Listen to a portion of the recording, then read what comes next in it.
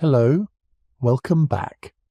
If you're settling in right now, finding your quiet spot, I'm really glad you're here. Maybe the lights are already low, maybe you've pulled the blanket a little closer. Wherever you are tonight, whatever kind of day you've had, you can set it all down now. We're going somewhere else entirely. Tonight, we're going to a place you think you've seen before. White dresses, orange blossoms, a church full of soft candlelight and lace, and the kind of ceremony that Victorian England turned into something close to an art form. But here's what those pictures never show you. It is 1870. You're 22 years old. It is the night before your wedding.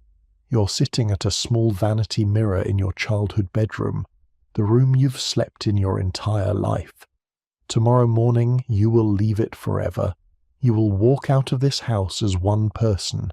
By noon, you will legally be someone else entirely, not just in name, in law, in every document that matters, in every right you currently hold. The dress is hanging in the corner. You've been told not to look at it fully in the mirror, not the whole ensemble, not tonight. Old rules, serious rules, rules your mother's mother kept and her mother before that. You've been preparing for this day since you were 13 years old, and there is something nobody has ever told you about what you are actually agreeing to tomorrow. Stay with me tonight. By the time this story ends, you'll never look at a white dress the same way again, or a wedding veil, or a borrowed sixpence in a satin shoe.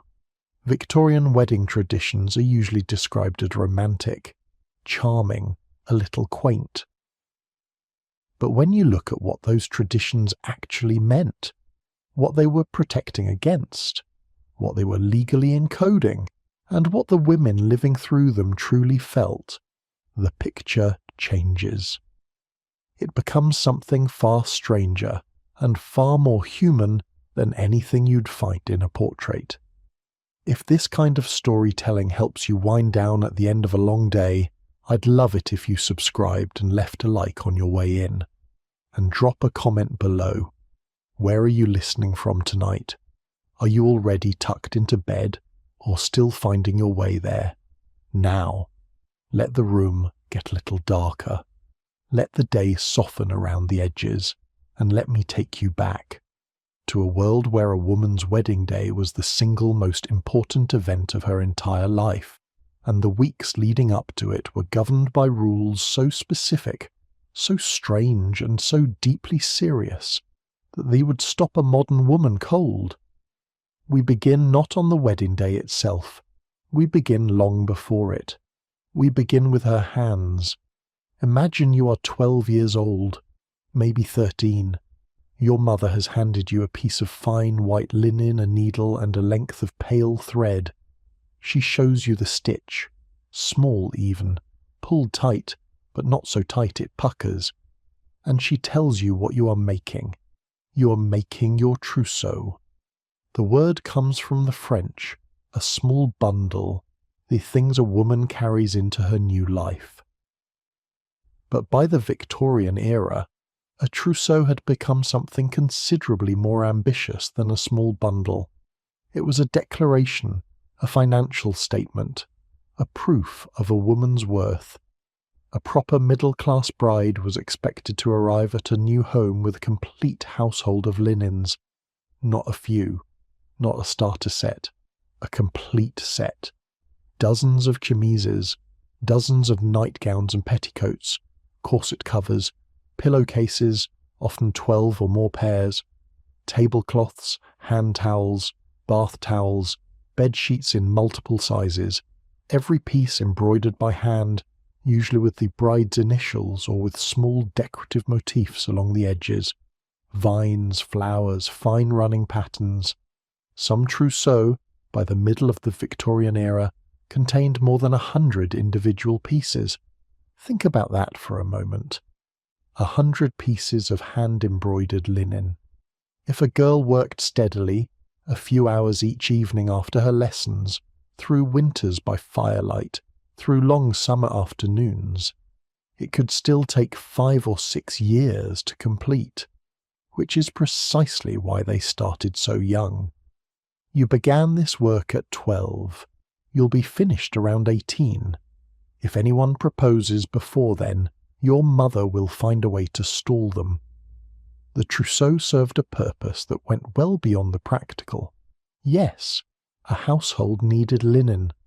Those tablecloths and pillowcases would be in daily use for decades.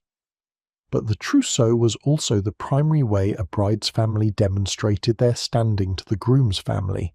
It was inspected, formally.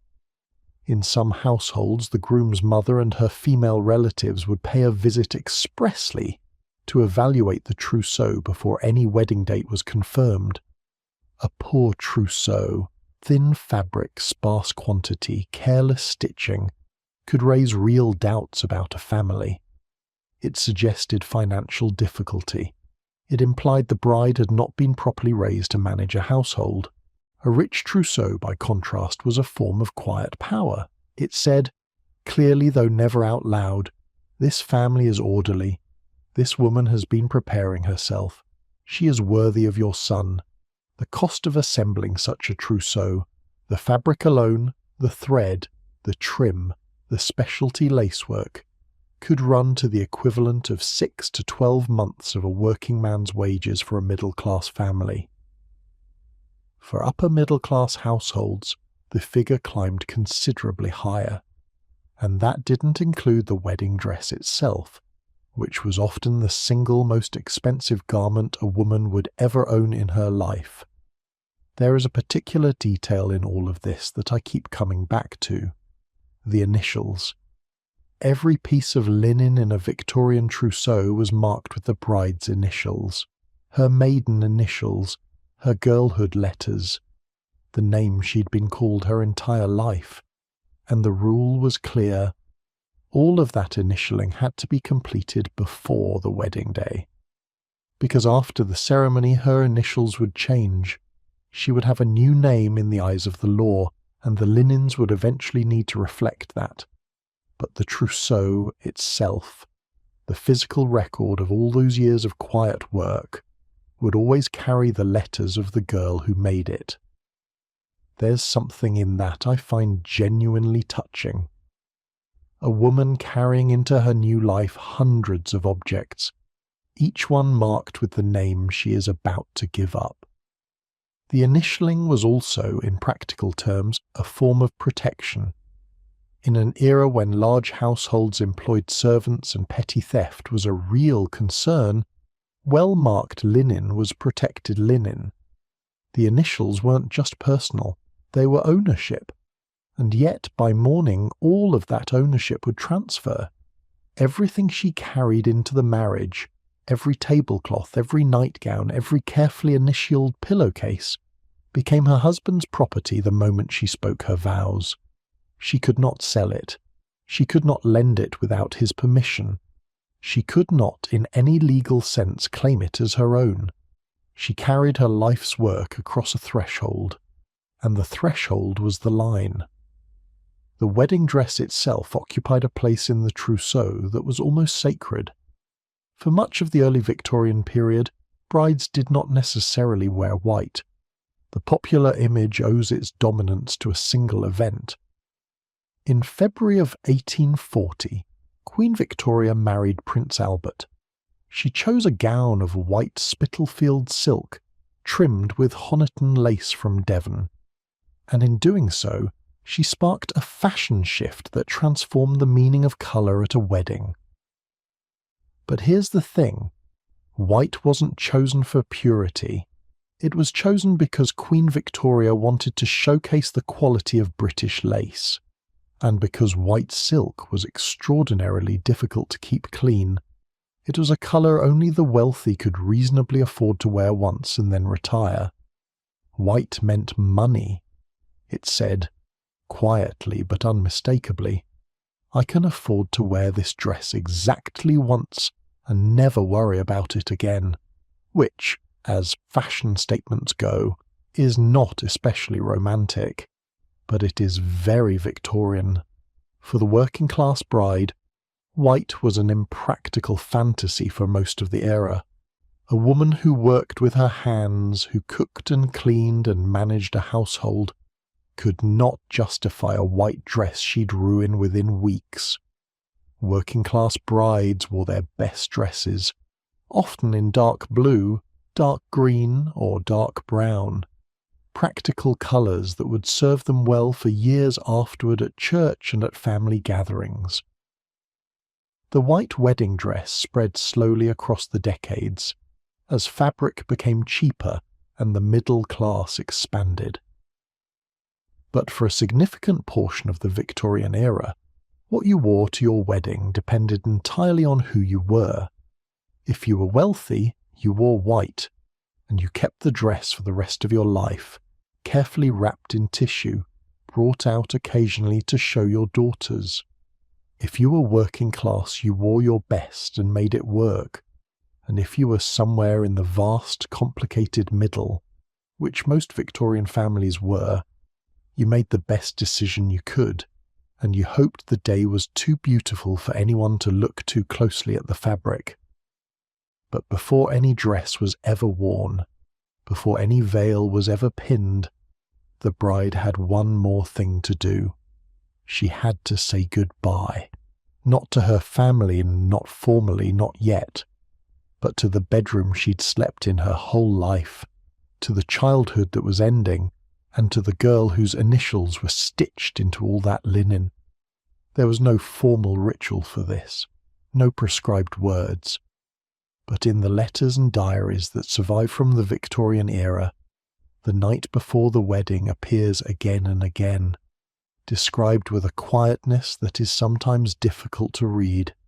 A young woman, alone in her room, very much aware of what morning would bring.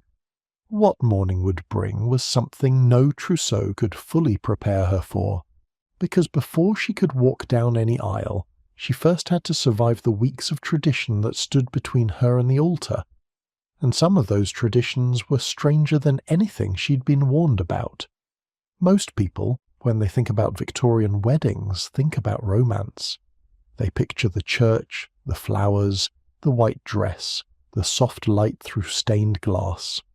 They picture a certain kind of order, dignified, ceremonial, correct. Here is the thing. Victorian wedding preparations were not orderly. They were terrified. The weeks leading up to a Victorian wedding were governed by one overriding concern. Not logistics, not seating arrangements, not the catering, but luck. Or more precisely, the desperate avoiding of very specific kinds of bad luck that everyone around the bride seemed to believe were hovering, just out of sight, waiting for her to make a wrong move. The rules started early. A bride was not permitted to make her own wedding dress. This was not a matter of practicality. Plenty of Victorian women were excellent seamstresses. It was superstition, pure and serious. Stitching your own wedding dress was believed to stitch sorrow into the marriage. Every stitch made by the bride's own hands was a stitch of future unhappiness. So the dress was made by someone else, a dressmaker, a mother, a sister, and the bride was kept at a careful distance from the needle and thread on that particular project. She'd spent years embroidering her trousseau, but her wedding dress, hands off. The rules about the dress extended further. The complete wedding ensemble, the dress, the veil, the gloves, the shoes, was not to be tried on in full before the wedding day itself. Individual pieces were acceptable, the dress alone without the veil alone without the dress. But the complete picture, the full, assembled bride, was forbidden until the morning of the ceremony. The belief was specific. A woman who saw herself fully assembled as a bride before her wedding was, in a sense, tempting fate. She was rehearsing an event before it had been secured, and fate in the Victorian understanding of such things did not appreciate being rehearsed. There was a workaround, observed in some households. If you accidentally tried on the full ensemble, You had to immediately remove one item, one glove, one shoe. One piece out of place broke the completeness of the picture, and the bad luck dissolved, which makes a certain amount of sense as superstitions go. The problem wasn't the dress itself, it was the wholeness of the image. A bride almost assembled was fine. A bride complete before her time was a risk nobody wanted to take. The mirror followed similar logic. Some brides avoided full-length mirrors in the days before the ceremony entirely. Others would look, but always with something missing. A glove held in the hand, a single flower not yet pinned. The reflection had to be incomplete. The full bride existed only on the wedding day itself. And then there was the charm, something old, something new, something borrowed, something blue, and a silver sixpence in her shoe. You probably know this rhyme. You may have heard it called a cute tradition, but each element of this charm had a specific, serious function that has mostly been forgotten in the telling. Something old was for continuity, a connection to the bride's past life, her family, her history before marriage. It was meant to carry the good fortune of her old life into the new one. Something new was for optimism, the future the bride was stepping toward, the hope that it would be better and brighter than what had come before. Something borrowed was particularly specific. The borrowed item had to come from a happily married woman, and this was not an optional detail. The purpose was to transfer some of that woman's marital happiness through the object to the new bride. The happiness was in effect contagious, and crucially the item had to be returned after the wedding. A borrowed item that was kept became a gift, which broke the transmission entirely. Something blue was for fidelity. Blue was the colour of the Virgin Mary in Christian tradition, and wearing it was a quiet declaration of purity and loyalty. What most people don't realise is that before white became the dominant wedding colour, blue was actually the traditional choice for brides in much of European folk culture. The assumption that white has always been the standard is a relatively recent invention. The silver sixpence in the shoe was for prosperity, not general good fortune, specifically financial well-being. A woman entering a marriage with no legal right to hold money or own property was quite literally putting a coin in her shoe and hoping for the best, which, as financial planning goes, had certain limitations, but it was what was available. The prohibition on knots deserves its own mention. On the morning of the wedding itself, not the days before, but the actual ceremony morning, all knots in the household were to be avoided. Shoelaces tied in simple loops rather than true knots, ribbons tied in bows, hair pinned, not knotted, any sewing left with loose threads rather than the usual finishing knot. The belief, traced through British and European folk tradition, was that a knot tied on a wedding day could tie up the marriage, block fertility, prevent consummation, tangle the couple's future in ways that could not easily be undone. A true knot was a closed loop, and a marriage, in folk belief, needed to be open, to children, to growth, to whatever was coming. You didn't close it before it had a chance to begin. Whether people believed this literally or simply followed the rule because their mothers told them to, that probably varied considerably from household to household, but the rule was observed, in some homes, very carefully. The question of weather was handled differently, depending entirely on where the bride lived and which version of tradition her family followed. Rain on a wedding day was read as a sign of fertility in some communities, the earth receiving water, growth beginning, abundance to come. In others, it was a warning. A wet veil meant a wet pillow. The sky was crying, and so would the bride. There was no agreed-upon interpretation, which perhaps says something about the nature of omens. They're flexible enough to mean whatever the person reading them most needs them to mean. The groom's absence before the ceremony was also not simply about romance. The modern explanation for not seeing the bride before the wedding is usually sentimentality, the preserved surprise, the emotional reveal. The older reason was considerably more practical. In the era of arranged marriages, an arrangement in various forms persisted well into the Victorian period. The groom had often had limited opportunity to properly evaluate his bride before the day arrived. Keeping the bride fully veiled and unseen was a way of narrowing the window for refusal. The vows had to be spoken before the full picture was visible. The veil itself carried this history. In its older form, a form that persisted in some communities through the Victorian era, the veil was worn over the face throughout the ceremony, not draped elegantly over the hair, but down, covering the face. The groom did not see his bride clearly until after the vows were spoken, and the marriage was, in every legal sense, sealed. Think about what that means. A woman walking toward a man she may barely know, her face covered, the ceremony completing itself around her, the contract finishing before she is fully seen. And then the veil lifted. Bridesmaids, in the Victorian understanding, were not simply friends chosen for their emotional significance. They were, in the folk tradition that preceded the Victorian era by centuries, something considerably more specific. They were decoys. Bridesmaids in earlier tradition were expected to dress as similarly to the bride as possible, same colour, similar style, close enough in appearance that an evil spirit or a jealous rival targeting the bride might be confused about which woman to harm.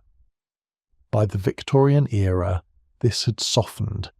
The distinctive white wedding dress made identical dressing impractical in any case, but bridesmaids still preceded the bride down the aisle. They still surrounded her. They still carried flowers and walked in formation, a formation whose original purpose had, by the 1860s and 1870s, been largely forgotten by the people performing it. They also walked ahead of the bride throwing confetti, though in earlier tradition, what was thrown was grain, or rice, or dried flower petals, fertility symbols, broadcast in the bride's path. The gesture said, "Let abundance follow her. Let the ground in front of her already be seeded." Beneath all of these rules, the charms and the knots, and the mirror avoidance and the careful calendar planning, there was a genuine, serious anxiety. Because for a Victorian bride the stakes were real. The wedding was not a beginning she could revisit. It was not a decision she could revise. It was the single most consequential event of her entire life, and in most cases, a decision she had had limited power to shape herself. The superstitions were not silly. They were not charming relics of a simpler time. They were the only tools available to a woman standing at a threshold she could not cross back over. And on the morning of the wedding itself, the morning she'd been preparing towards since she was 12 years old, those tools would all be called into service at once. Getting a Victorian bride ready on her wedding morning was not a quick affair. It was not something you accomplished in an hour. It was not something you did alone. It was a production, and it had been centuries in the making. It begins before dawn. The house stirs while it's still dark outside, not all at once, but in careful stages. A fire lit in the kitchen, the sound of water heating somewhere below, a door opening softly, and then footsteps on the stairs coming up. Your mother is the first to arrive, then your sister, or your aunt, or whatever combination of women your household provides for this morning. They come into your room with their own hair still undone, their dresses still ordinary. Their job this morning is not to look beautiful. Their job is to make you look beautiful, and that job takes time. You've been awake for a while already. You've been awake since before the first footstep, lying in the dark in the room you grew up in, listening to the house breathe, aware that this is the last morning you'll wake up here as yourself. By yourself you mean the person whose name is on all those initialed pillowcases. By the end of today, the name changes, the dressing begins. First, the chemise, a long, light undergarment, cotton for most women, fine linen for the wealthy, that goes on before everything else. It's the layer that sits directly against your skin, the one that will stay on through the day and through the night. In a working-class household, the wedding chemise might be the finest undergarment a woman ever owns. In a wealthy one, it's embroidered at the neckline and the cuffs, trimmed with a narrow band of lace. It's the most intimate thing in the trousseau, and almost no one will ever see it. Then the corset. The corset of the Victorian era has attracted a great deal of mythology. The image of women fainting from tight lacing, or having ribs removed for an impossible waist, belongs largely to Victorian scandal sheets and later exaggeration. The reality was more varied and considerably more complicated. Most Victorian women wore corsets that were uncomfortable but functional. They shaped the silhouette. They supported the back. They were expected to be worn throughout the day. You didn't put on a corset and collapse. You put on a corset and got on with things. But a wedding corset was not most corsets. For formal occasions, and especially for weddings, corsets were laced more tightly than usual. A bride who'd been planning her wedding for months, sometimes years, had often been gradually training her waist toward a specific measurement, not to an extreme degree in most cases, but the waist that greeted the wedding morning was a carefully managed waist, and on the morning itself it was managed more carefully still. Your mother stands behind you. She takes the laces. She begins. The process takes several minutes. The laces are pulled tighter than your everyday fit, tight enough to give the dress its proper shape, tight enough to achieve the silhouette that the fitted bodice requires. With each pass of the laces your breathing adjusts, your ribs accommodate. Your posture straightens without being asked, because the corset doesn't give you a choice. By the time it's done, some brides cannot eat breakfast, not because they've been laced to some theatrical extreme, but because a formal wedding corset properly laced simply leaves very little room for anything else. A cup of tea perhaps, a small piece of bread, something careful, something that won't be regretted during the ceremony. You don't eat much, you're not very hungry anyway. Then the petticoats, layer after layer depending on the decade and the prevailing fashion, the crinoline cage of the 1850s and 1860s giving way to the bustle structure of the 1870s and 1880s. The petticoats add volume, shape and weight. A full formal set could add several pounds to what you were already wearing. By the time the dress went on, you were carrying significantly more than on any ordinary day. The dress itself is handled with ceremony. It comes out of its wrappings, tissue paper carefully folded, perhaps a layer of muslin over the bodice, and it's held up by two pairs of hands while you step into it. You don't pull it over your head. That would risk the hair. Instead, you step in at the hem, and the dress is lifted around you, and the bodice is fitted over the corset, and the buttons, there are many of them, or hooks and eyes, depending on the style and the decade, are fastened from the bottom up. This takes time. The person doing the buttons has to be careful. One button forced into the wrong hole, one hook bent in haste, and the whole back must be undone and begun again. You stand very still. You breathe in the measured way the corset requires. The hair comes before the dress, always before the dress, because the alternative is catastrophic. a hairpin catching in the fabric, a comb dragging across a delicate sleeve, a poorly secured updo giving way after the dress is already on. Any of these wastes time nobody has. The Victorian bridal updo was serious engineering, not the loose romantic waves of a modern wedding, something considerably more structured. The hair is divided into sections, pinned and coiled and twisted into place, secured with hairpins that number in the dozens. Some women use hair padding, small rolls of fabric or false hair to add volume at the crown. Some use additional hair pieces to supplement their own. The goal is a specific silhouette, elevated at the crown, smooth at the sides, neat at the nape. The nape matters, because the veil attaches there. The veil is the last thing. It goes on over everything else. In the 1870s and 1880s, veils could be extraordinarily long, trailing several feet behind the bride, requiring careful management from the bridesmaids who followed. In some households, the veil was a family piece, passed down and altered slightly for each new bride. In others, it was new, the finest new piece in the trousseau, saved for this moment. Pinning the veil was another delicate operation. It had to sit correctly, hang correctly, be secure enough to survive the walk to the church door and yet be removable later without 20 minutes of effort. Too many pins and you'll spend the evening undoing them.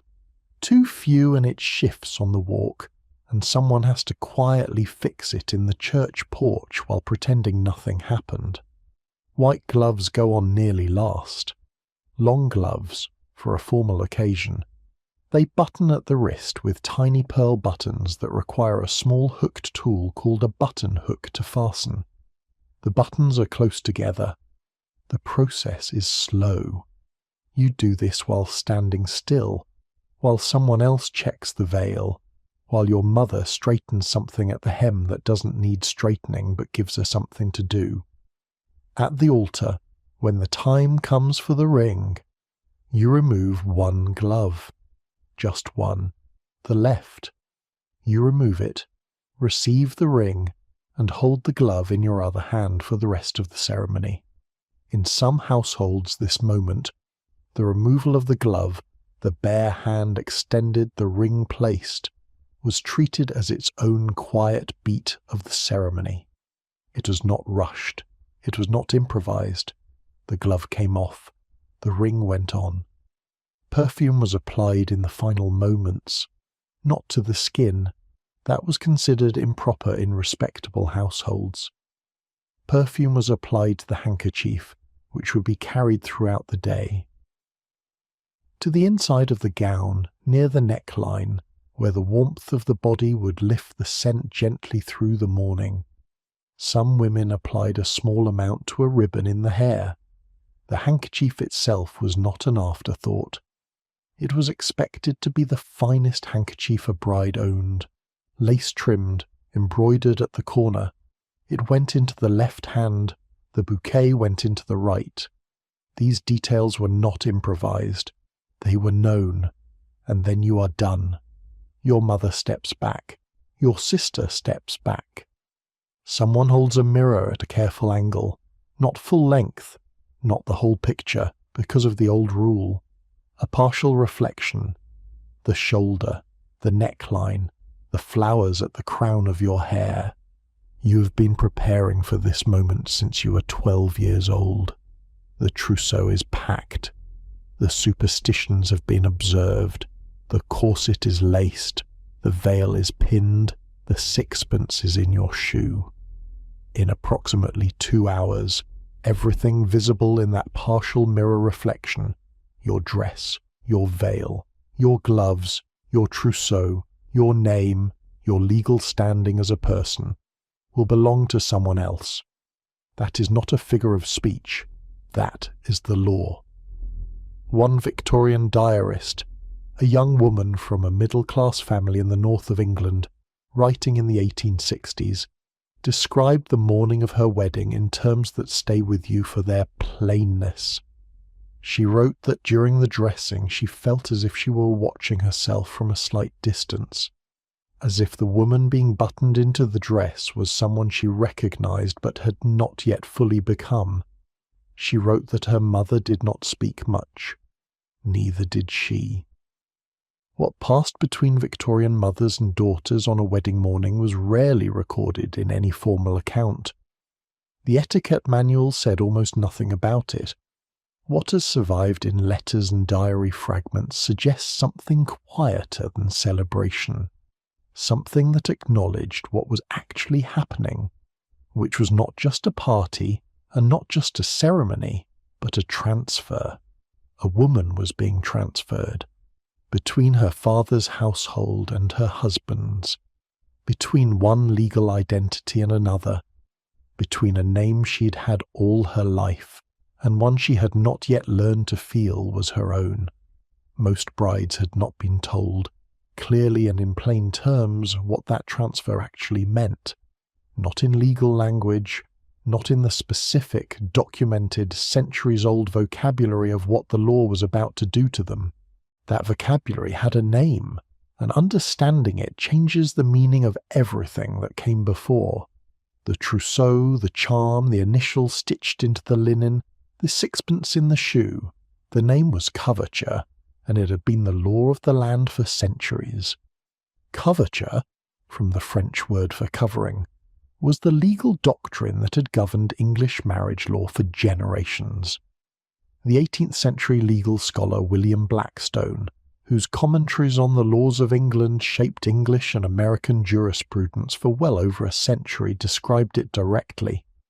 Upon marriage, he wrote, the legal existence of a woman was suspended. She was covered by her husband. In the eyes of the law, the two had become one, and that one was the husband.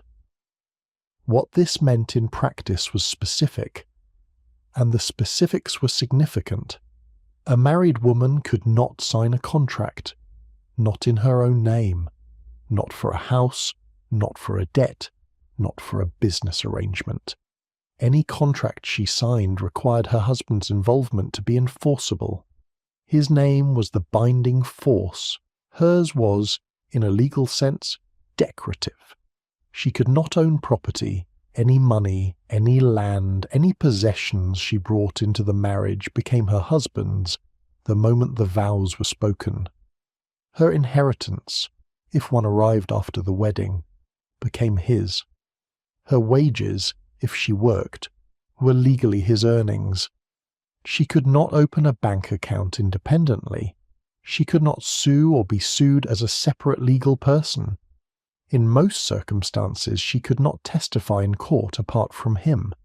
She was, in the precise language of the law, a feme covert, a covered woman. The phrase "the two become one" appears in the marriage ceremony for theological reasons, but in English law it had a very literal application, and the one, the legal person who remained after the merging, was always the husband. This was not hidden. It was not buried in obscure statutes that ordinary people couldn't find. It was the openly acknowledged foundation of English marriage law, discussed in etiquette manuals, assumed in household management guides, embedded in the inheritance rules that every family with property understood. Every solicitor knew it. Every vicar knew it. Most mothers knew it in some form, even if they never explained it in those exact terms to their daughters. Most brides knew something of it too, in the way you know something when you've absorbed it through the air of the world you live in, rather than through any direct conversation. You didn't need a legal lecture to understand that your husband would manage the finances. You could feel it in the way decisions about money were automatically assumed belonged to men. You could see it in the way your mother's name disappeared from every public document after her own wedding. You knew, and you walked toward it anyway. Because the alternative was not freedom. The alternative was a life lived at the margins of respectability, with very few economic options and a social label, spinster, old maid, that carried its own considerable weight. An unmarried woman of good family might live as a dependent in her father's or brother's household. She might work as a governess, which was one of the very few occupations considered respectable for an educated woman who needed to earn. She might teach. She might take in piecework. None of these came with security or property or a household of her own. Marriage, despite its legal costs, was still the best available option for most Victorian women, which is not a small thing to sit with. The legal framework changed, but slowly and not without resistance. In 1870, the Married Women's Property Act reached Parliament. It was the first real crack in Coverture's foundation. Under this act, a married woman could keep her own wages. She could inherit and hold property up to £200 in her own name. She could open a savings account. £200, her own wages. These were the first things the law gave back to her. The things that should never have been taken in the first place. The 1882 Married Women's Property Act went further, allowing a married woman to own, acquire, and dispose of property as if she were unmarried. It was a genuine shift, and it took the entire Victorian era to arrive. For a bride marrying in the 1840s or 1850s, neither act existed yet. For a bride in the 1860s, neither was law. For a bride in the 1870s, the first had just passed, and the second was still over a decade away. The timeline matters. Most of the Victorian era for most Victorian brides was lived before these reforms. There is a detail in the Trousseau that takes on new meaning here. The initialing, the hundreds of pieces of linen embroidered with the bride's maiden initials, completed before the wedding because afterward her name changed. There was a legal dimension to this timing that went beyond sentiment. In the brief window before she became a wife, before Coverture took effect, she had full legal personhood. The trousseau, in those final hours, was genuinely hers. She'd made it. She could call it hers, and the initials proved it. By morning, that would not technically be true. Divorce, for most of the Victorian era, was not a realistic option. The Matrimonial Causes Act of 1857 made civil divorce legally possible for the first time. Before this, ending a marriage required a private Act of Parliament, which cost more than most families would earn in many years, and was available only to the very wealthy. The 1857 Act opened the courts to ordinary people, but the standards were not equal.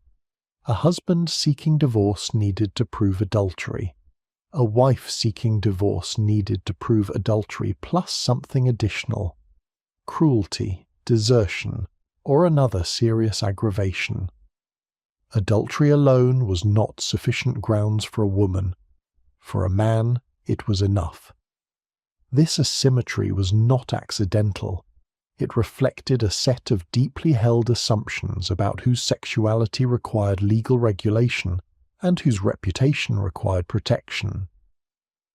For a working-class bride, divorce was financially impossible regardless of the courts. The legal costs were prohibitive. For a middle-class bride, it was socially catastrophic, even when it was legally achievable. A divorced Victorian woman lost access to polite society in many practical ways. She could, in the most extreme circumstances, lose access to her own children, because under Coverture, children were legally the father's, not the mother's. The Victorian middle and upper classes managed some of this through marriage settlements, legal agreements negotiated before the wedding, usually by solicitors acting for both families, which could carve out a portion of a woman's inheritance or dowry and hold it in trust out of the husband's reach. A well-constructed settlement offered real protection, but a settlement required a family with enough money to make one meaningful, and enough legal knowledge to insist on one. Working-class brides had no such protection. Many middle-class brides had inadequate settlements, or none, because their families lacked the resources or the expertise to demand better. You could step toward the altar with a trousseau, a charm and a sixpence in your shoe, or you could step toward it with a properly drafted marriage settlement in your solicitor's file. The first was tradition. The second was security. Most women had the first, and yet, this is the part that catches you when you sit with the whole picture. Most Victorian women did not narrate their lives primarily in terms of legal constraint. The surviving correspondence and journals are full of ordinary life. Children, household management, friendships, small pleasures, ordinary frustrations. The legal framework was the water they swam in. Most of them didn't describe it as oppression, because they had no other water, and because the experience of managing a household and building a life within that framework was genuinely consuming and sometimes genuinely satisfying. That doesn't make the framework acceptable. It makes it invisible. And invisible is, in some ways, more effective than visible. The bride smoothed her dress. She checked the mirror one last time. Still incomplete, still one piece missing, as the old rule required. She picked up her handkerchief and tucked it carefully into her left hand. The carriage was waiting outside, and before it arrived at the church, before the doors opened and the music began and the guests turned to watch her walk in, there was one more set of rituals to navigate. Flowers. A cake constructed according to rules as specific as anything in the legal code, and a bouquet chosen not for its appearance, but for what it said. Because in the Victorian world, flowers were a language. A complete, systematic, nuanced language, capable of expressing things that no respectable woman could say out loud. And on a wedding day, every flower in a bride's hands was saying something. The Victorian language of flowers, florography, was not a casual pastime. It was a system, a code. By the middle of the 19th century, dozens of flower dictionaries had been published in Britain, each offering a guide to what each flower meant, what each colour signified, and how to read the specific messages being sent by arrangements placed in homes, on dressing tables, and in the hands of brides. At the height of the craze, more than 98 different flower dictionaries were in circulation. Some of them disagreed with each other on specific meanings, which created genuine anxiety among careful senders of floral messages, since a lily of the valley that meant return of happiness in one dictionary might carry a slightly different nuance in another. A bride who chose her bouquet from one guide and whose mother-in-law consulted a different one was potentially sending a message she had not intended. These things were tracked. These things mattered. At the centre of the Victorian wedding bouquet was orange blossom. Almost always. It was the gold standard of bridal flowers, expected by the groom's family, expected by the guests, mentioned in every wedding guide published between 1840 and 1900. Orange blossom meant two things. It meant purity, and it meant fertility. These two meanings were held simultaneously, without apparent awareness of how they contradicted each other. The same small white flower was expected to represent both the bride's virginal innocence and the specific kind of fruitfulness that depended on that innocence no longer being intact. A committee of actual logicians could not have produced a more thorough symbol of what Victorian society expected a bride to be and to become at the exact same time. But the orange blossom was just the beginning. Myrtle was frequently present. It meant lasting, true, enduring love, which made it almost mandatory for a ceremony framed as a lifetime commitment. White roses meant purity and worthiness. Lily of the valley meant happiness returning. Useful for a bride being asked to find happiness in a largely unknown future. Ivy meant fidelity, and friendship. Stephanotis, a waxy white flower that became a Victorian bridal staple, meant happiness in marriage, which was aspirational rather than guaranteed, but aspirationally appropriate. And then there were the flowers you did not include. Yellow flowers were generally avoided. Yellow implied jealousy or disdain. Red roses were complicated. They meant passionate love, which was not necessarily the message a respectable Victorian bride wanted to broadcast at her own ceremony. Marigolds signified grief.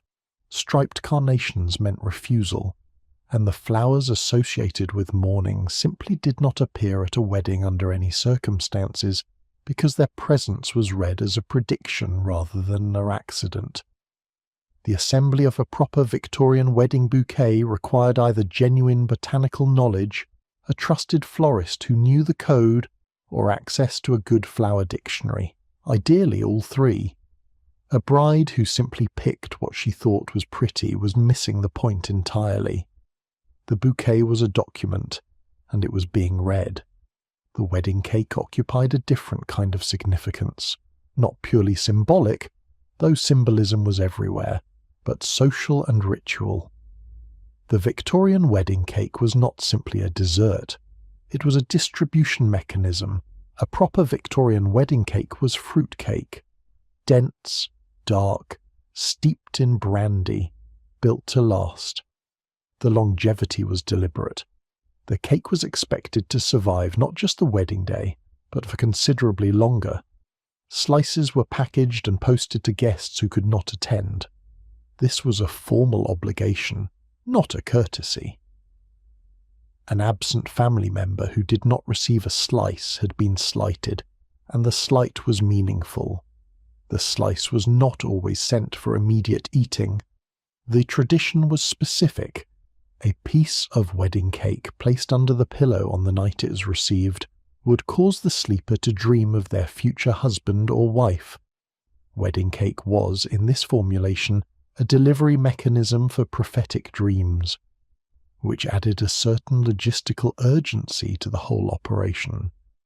The cake had to arrive promptly, while the romantic effect was still considered active. Some households also practiced the cake pull, not universal, not in every etiquette manual, but common enough to appear in letters and accounts from the period. In a cake pull, small silver charms were baked into the bottom tier of the wedding cake before the ceremony.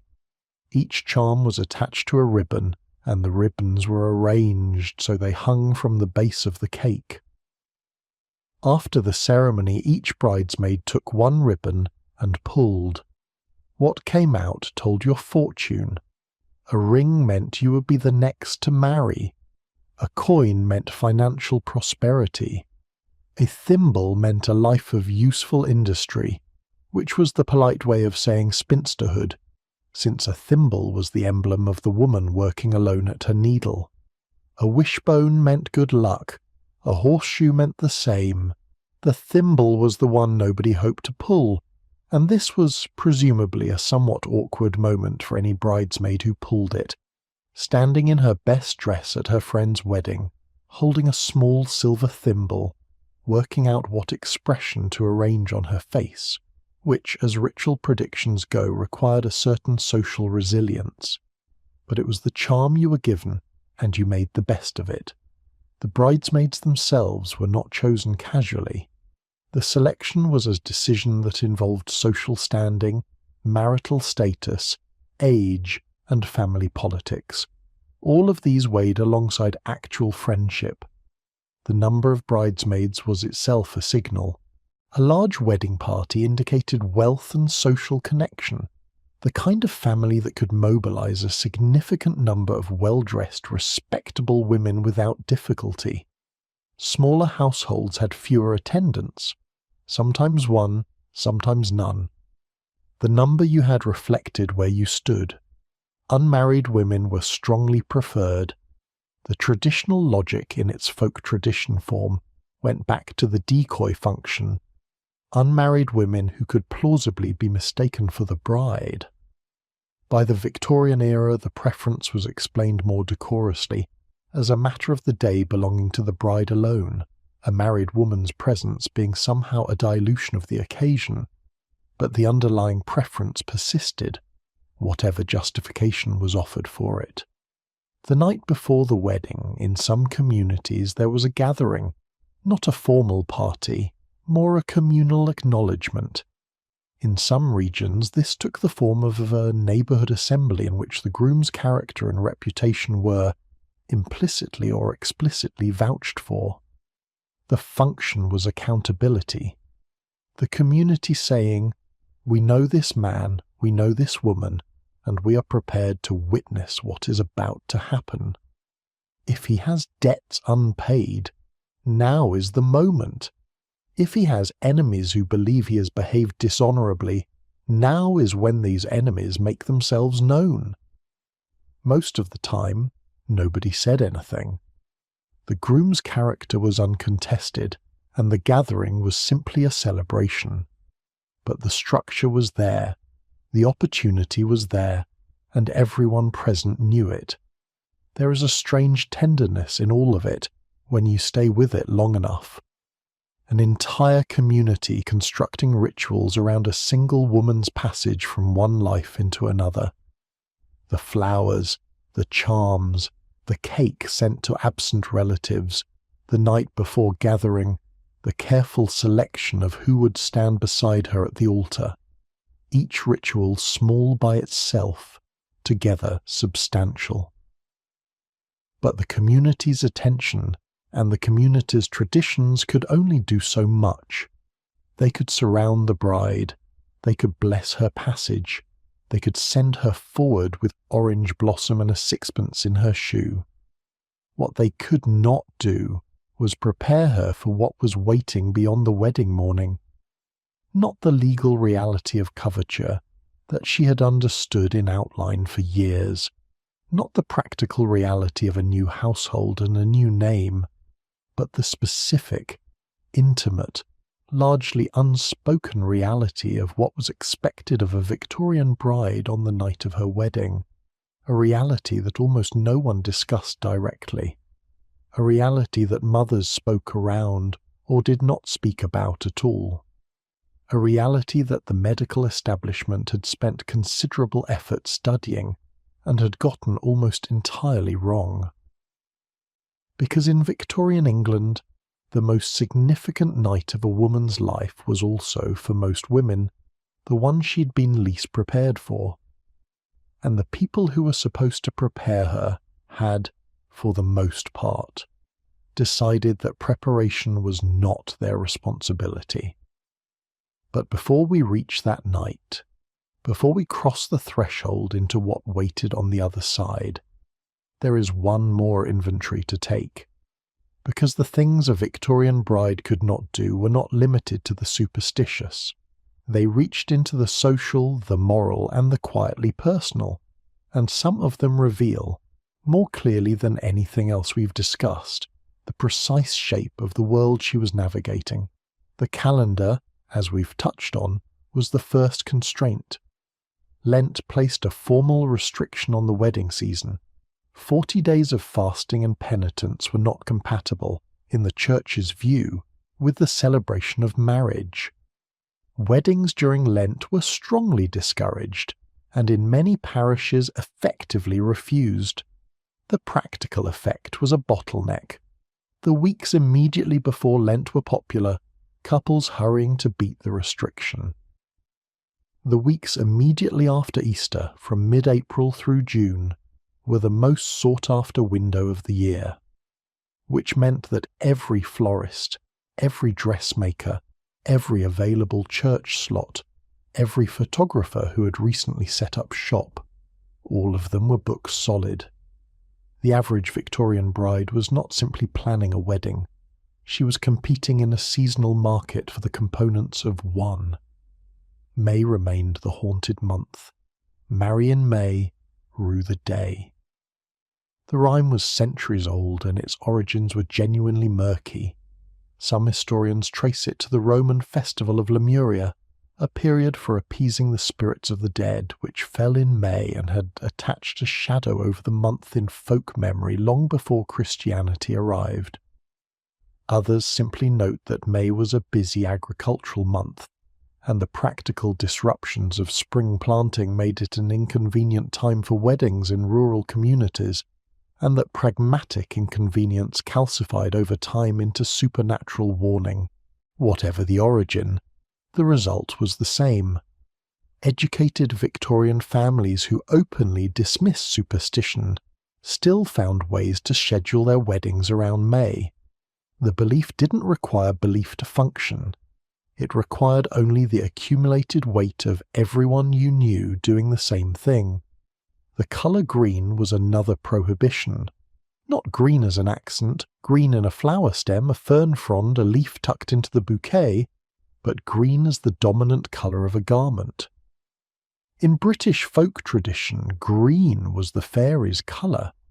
To wear it at a wedding was to make yourself conspicuous in the wrong direction, to draw attention of the kind that a bride, surrounded by all those protective charms and careful rituals, had spent considerable effort trying to avoid. By the Victorian era, educated middle-class families who scoffed at fairies still avoided green wedding dresses. The tradition had shed its original logic without shedding its authority. It persisted because persistence, in Victorian England, was its own form of reason. There was also the matter of debts. A bride was expected to arrive at her wedding with her small social and financial obligations settled, borrowed items returned, minor bills paid, promises fulfilled, favours repaid. The moral reasoning was straightforward. A woman beginning a new life should not drag the unfinished business of the old one behind her. The superstitious reinforcement was similar in shape to the not prohibition. An outstanding obligation was a tether, a tie to something unresolved, and ties on a wedding day were bad.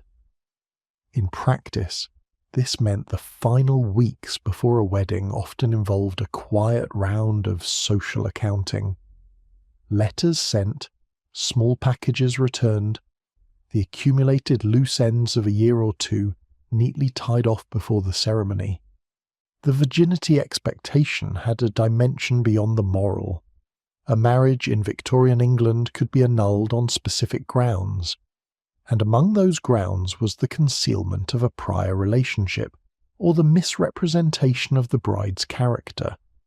The grounds were narrow, the legal process costly, and formal annulments were rare, but the threat was real, and the social consequences, even without a formal legal proceeding, of a bride being found to have misrepresented herself were severe in ways that lasted well beyond the wedding day. In some communities, the virginity expectation was not simply assumed, it was practically supervised.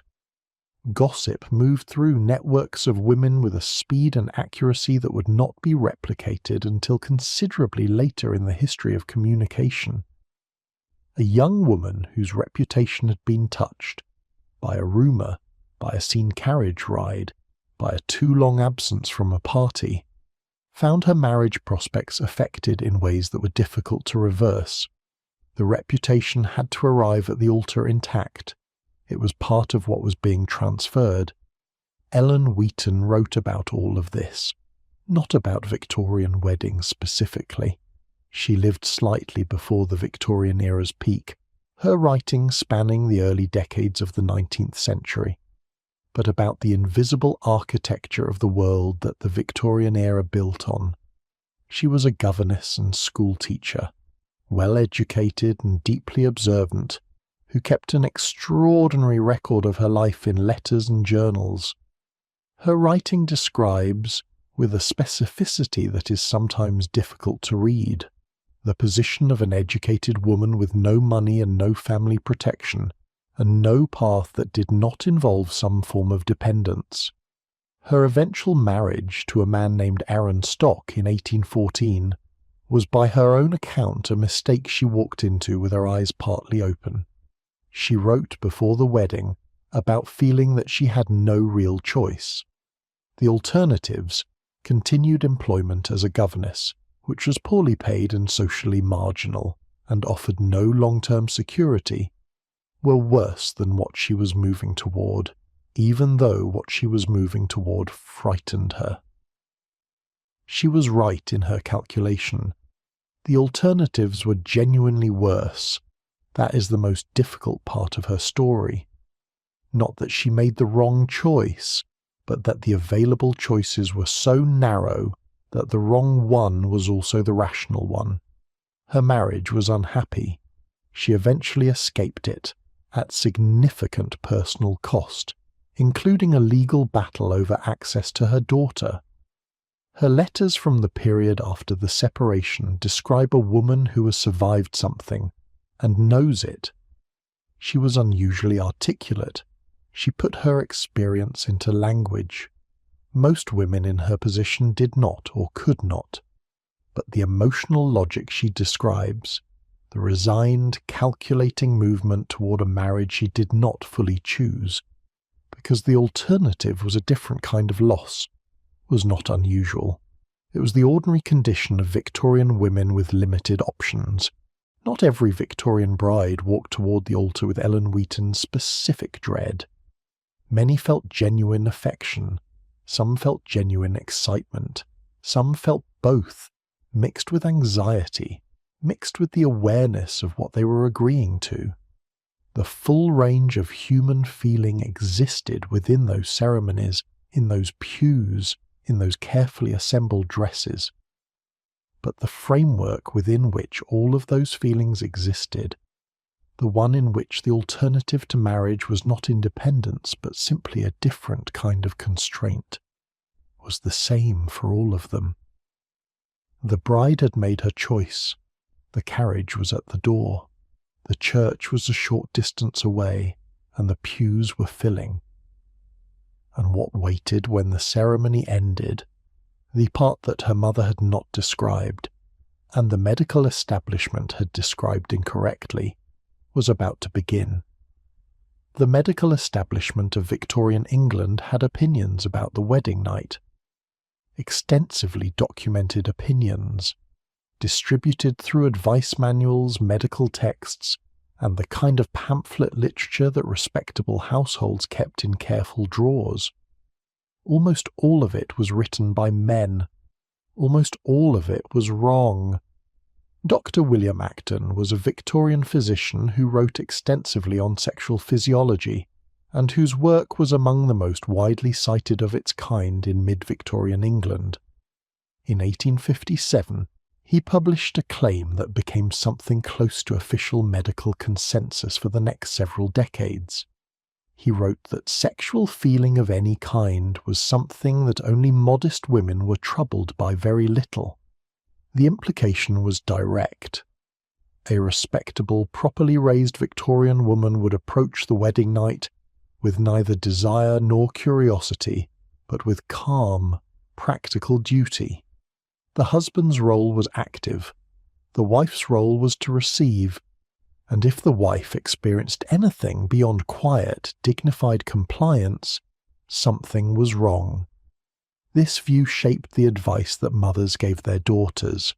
Mothers who consulted medical literature, or who spoke with a family physician, or who simply absorbed the prevailing professional view through the air of the era, came away with a framework in which the proper emotional response to a wedding night was barely an emotional response at all. Some mothers told their daughters to remain still, to be quiet, to endure. Some mothers said nothing at all. Because they themselves had been told nothing, and because the gap between what they knew and what they felt comfortable transmitting across the table was too wide to bridge in words, some brides received laudanum. Laudanum, a tincture of opium dissolved in alcohol, was a standard Victorian remedy. Available without prescription from most pharmacists, used for everything from toothache to sleeplessness to generalized anxiety, it was the mild tranquilizer of its era. A small dose, given by a mother in the hours before the ceremony, or recommended by the family physician in a brief, practical consultation was considered a reasonable intervention, not extreme, practical. The bride would be calmer, less frightened, more composed. The possibility that sedating a young woman before her wedding night might constitute a significant ethical problem. This was not a question the Victorian medical establishment was in the habit of asking. It was, in their framework, the management of female anxiety, which was a service, which was helpful, which says something about the framework. But the letters and diaries that survive from Victorian women, not the medical texts, not the advice manuals, but the private writing that was never meant to be published, tell a considerably more complex story than anything Dr. Acton or his colleagues could have accommodated. In those letters and diaries, the wedding night appears as something that women experienced with the full range of human emotion that significant events produce. Fear, yes, almost universally across class and education and decade. Fear of pain, specifically, because pain was expected and had been described in clinical terms by the women who had survived it before. Fear of the unknown, which is its own specific variety of dread. The fear of something you cannot picture clearly because no one will describe it honestly, but also curiosity, which the medical establishment had carefully explained they were not supposed to feel, and which they felt anyway, and anxiety of a different kind, not about the night itself, but about whether they were responding to it correctly, whether the calm, dignified compliance they had been told to perform was what they were actually performing, whether something else was happening inside them that didn't fit the category they'd been handed. Some women wrote about this, in language that was careful, coded, very aware of what a diary might look like if it were found. But they wrote about it. Isabella Bird was one of the most remarkable women of the Victorian era, an explorer, a travel writer, the first woman elected a Fellow of the Royal Geographical Society. She travelled to places that most men of her era would not have attempted alone. She wrote about those places with a directness and physical specificity that was extraordinary for a woman of her time. She married late, at nearly 50, in 1881, to a physician named John Bishop, after a lifetime in which she had refused largely to be constrained by what Victorian society expected of her. Her letters to her sister Henrietta, which survive in some number, describe a woman who had thought carefully about what she was agreeing to and who found, in the early months of marriage, something she had not fully anticipated. Not unhappiness. She seems to have been genuinely fond of her husband, but strangeness. The particular strangeness of belonging suddenly and legally to a life that had been someone else's life until very recently. She was, by any measure, better positioned than most Victorian brides to navigate this. She had more experience of the world, more resources, more age and perspective, and even she found it strange. For younger brides, with less experience and more fear, the strangeness was deeper. One woman, a Scottish minister's daughter, who married in the 1840s and whose letters have been preserved in family collections, wrote about her first weeks of marriage with an emotional honesty that is, even now, unexpectedly affecting. She described the disorientation of a new household that was not yet hers, the way her husband's habits revealed themselves in small daily details she had not anticipated, the way she missed her mother's house without being able to say so openly, because saying so would imply that the new life was not sufficient. She was happy, she wrote. She also missed what she had left. Both things were true at the same time, and she was not sure, in those early months, whether she was allowed to hold both. That kind of complexity, the grief folded inside a happiness, the warmth that coexisted with a strangeness, is precisely what the wedding night guides could not reach. They could describe physiology or duty or the proper management of marital expectations. They could not describe the feeling of lying in an unfamiliar room, in a bed not yet familiar, in a house that would become yours but hadn't yet, listening to the specific sound of someone else's breathing in the dark, understanding in your body, not just your mind, that your life had turned. The wedding night guide literature existed in abundance despite all this. Victorian publishers had a considerable appetite for the category and a sophisticated system of discreet distribution. The books were advertised in coded language, sold from under counters, passed between women through the informal networks by which genuinely useful information moved through communities that couldn't discuss it openly. Management of the married state, the physical basis of domestic life, a practical companion for the new wife. The titles were circumspect, the contents were variable. Some offered genuinely useful information, written by people, occasionally by women, who understood what a bride actually needed to know. These were the minority. The majority offered a version of Dr. Acton's framework, dressed in slightly warmer language, the wife as a patient, calm, largely a sexual presence, whose primary function was domestic and reproductive. The language was careful. The advice was clinical. The net effect was to leave a bride knowing more technical vocabulary than before, while understanding no better what the actual experience of her marriage would feel like from the inside. The country on the other side of the ceremony had to be learned by living in it, and so it was, day by day, week by week. The new name gradually becoming familiar on correspondence, if not yet entirely natural on the tongue. The new household gradually becoming known. This is where the coal is stored. This is how the cook prefers to receive instructions. This is which neighbour can be trusted and which cannot. The new body of expectations understood gradually through the accumulated evidence of what pleased and what did not, and woven through all of it, through the practical learning of the new life, the knowledge of what had been left behind. Not just the bedroom, not just the childhood home, but the legal personhood, the maiden name stitched into 100 pieces of linen, the girl who had begun embroidering her trousseau at 12 years old in the belief that she was preparing herself. She had been preparing herself for this, for the country on the other side, and she was in it now, outside the window of the new bedroom, wherever that window looked. The world was going about its ordinary business.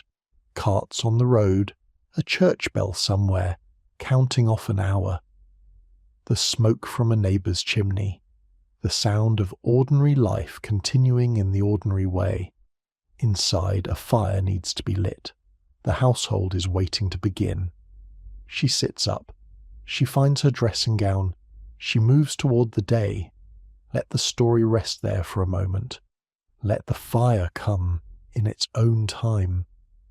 Let the morning begin slowly, as mornings do when they belong to a life that is still finding its own shape. We'll come back to her. She has time now. More time than she knows what to do with, and less certainty than she expected, and the particular courage that belongs to someone who has walked through something significant and come out on the other side simply needing a cup of tea. Which is, after all, very human. Which is, when you think about it, the most Victorian thing of all. There is one more thing worth understanding before we let this story find its way towards sleep. Not another prohibition, not another ritual, something quieter than that. A way of looking at everything we've discussed that changes the light it falls in.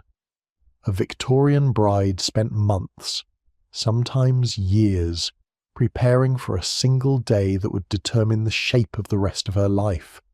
She embroidered her trousseau by firelight. She assembled a charm from borrowed and old and new and blue. She submitted to a corset, a veil, a formal inspection of her linen. She navigated a calendar full of forbidden months and forbidden colours.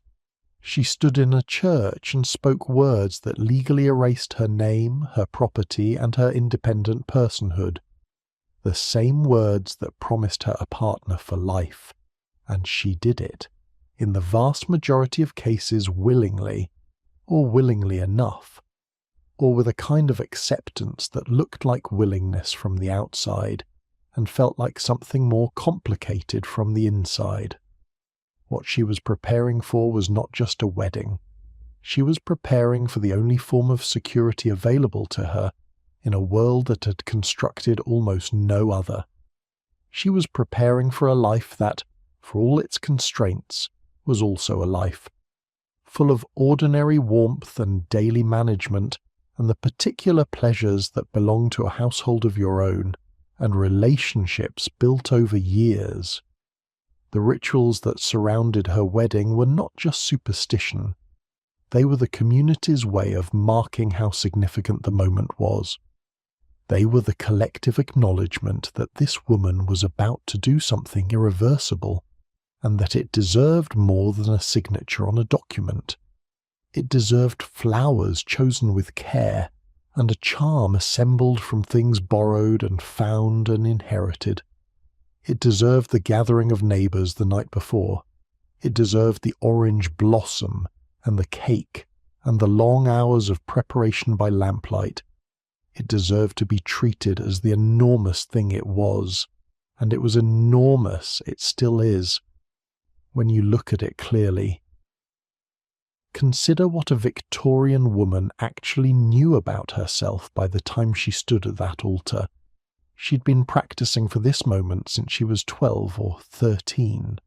She knew how to sew at a professional level, not just running stitch, but fine embroidery, hemming, the delicate work of edging and trimming.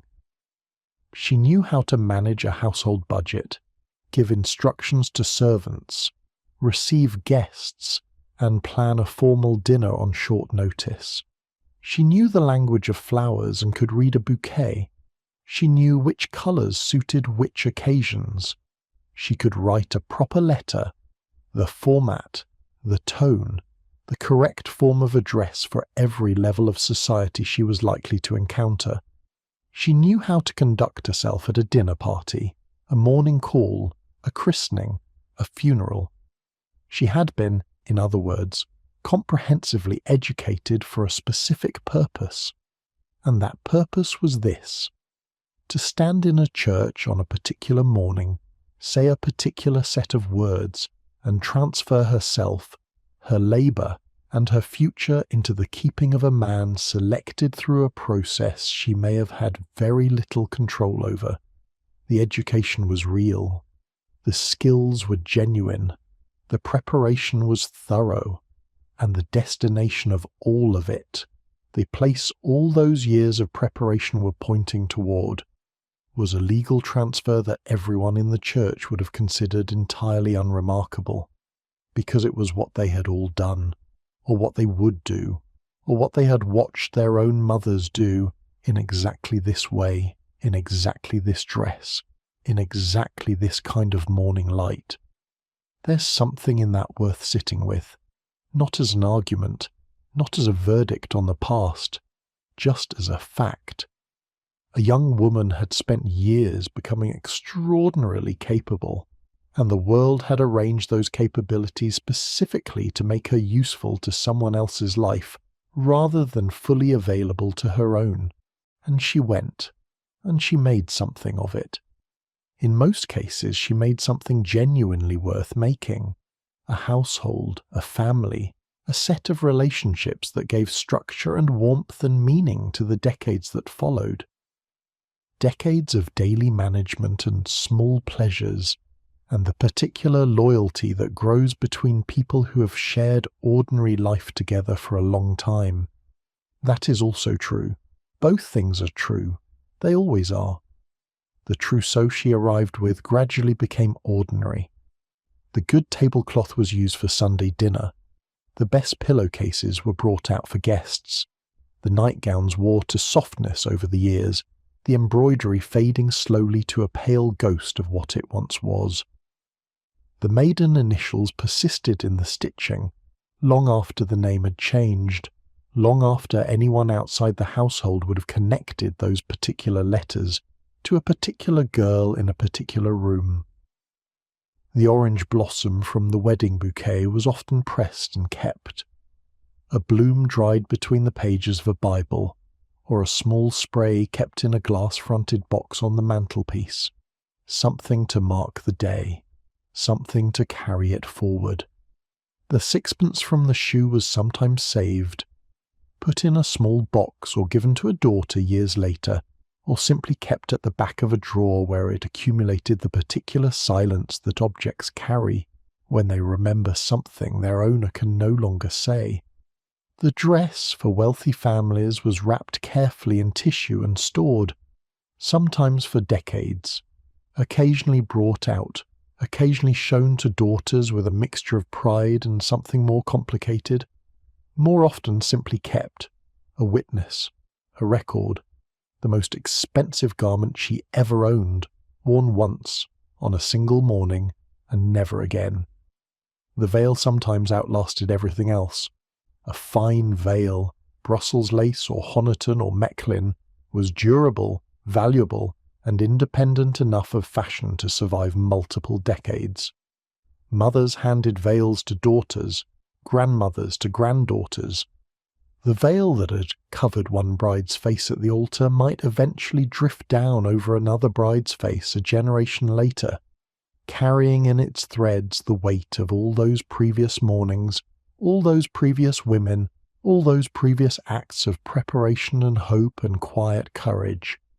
This is how the rituals survived, not through doctrine, not through any central authority insisting on their continuation, but through women telling women, across decades, across generations, here is what you will need, here is what worked for me, here is what my mother told me, here is the sixpence, here is the veil, here is the old, the new, the borrowed, the blue.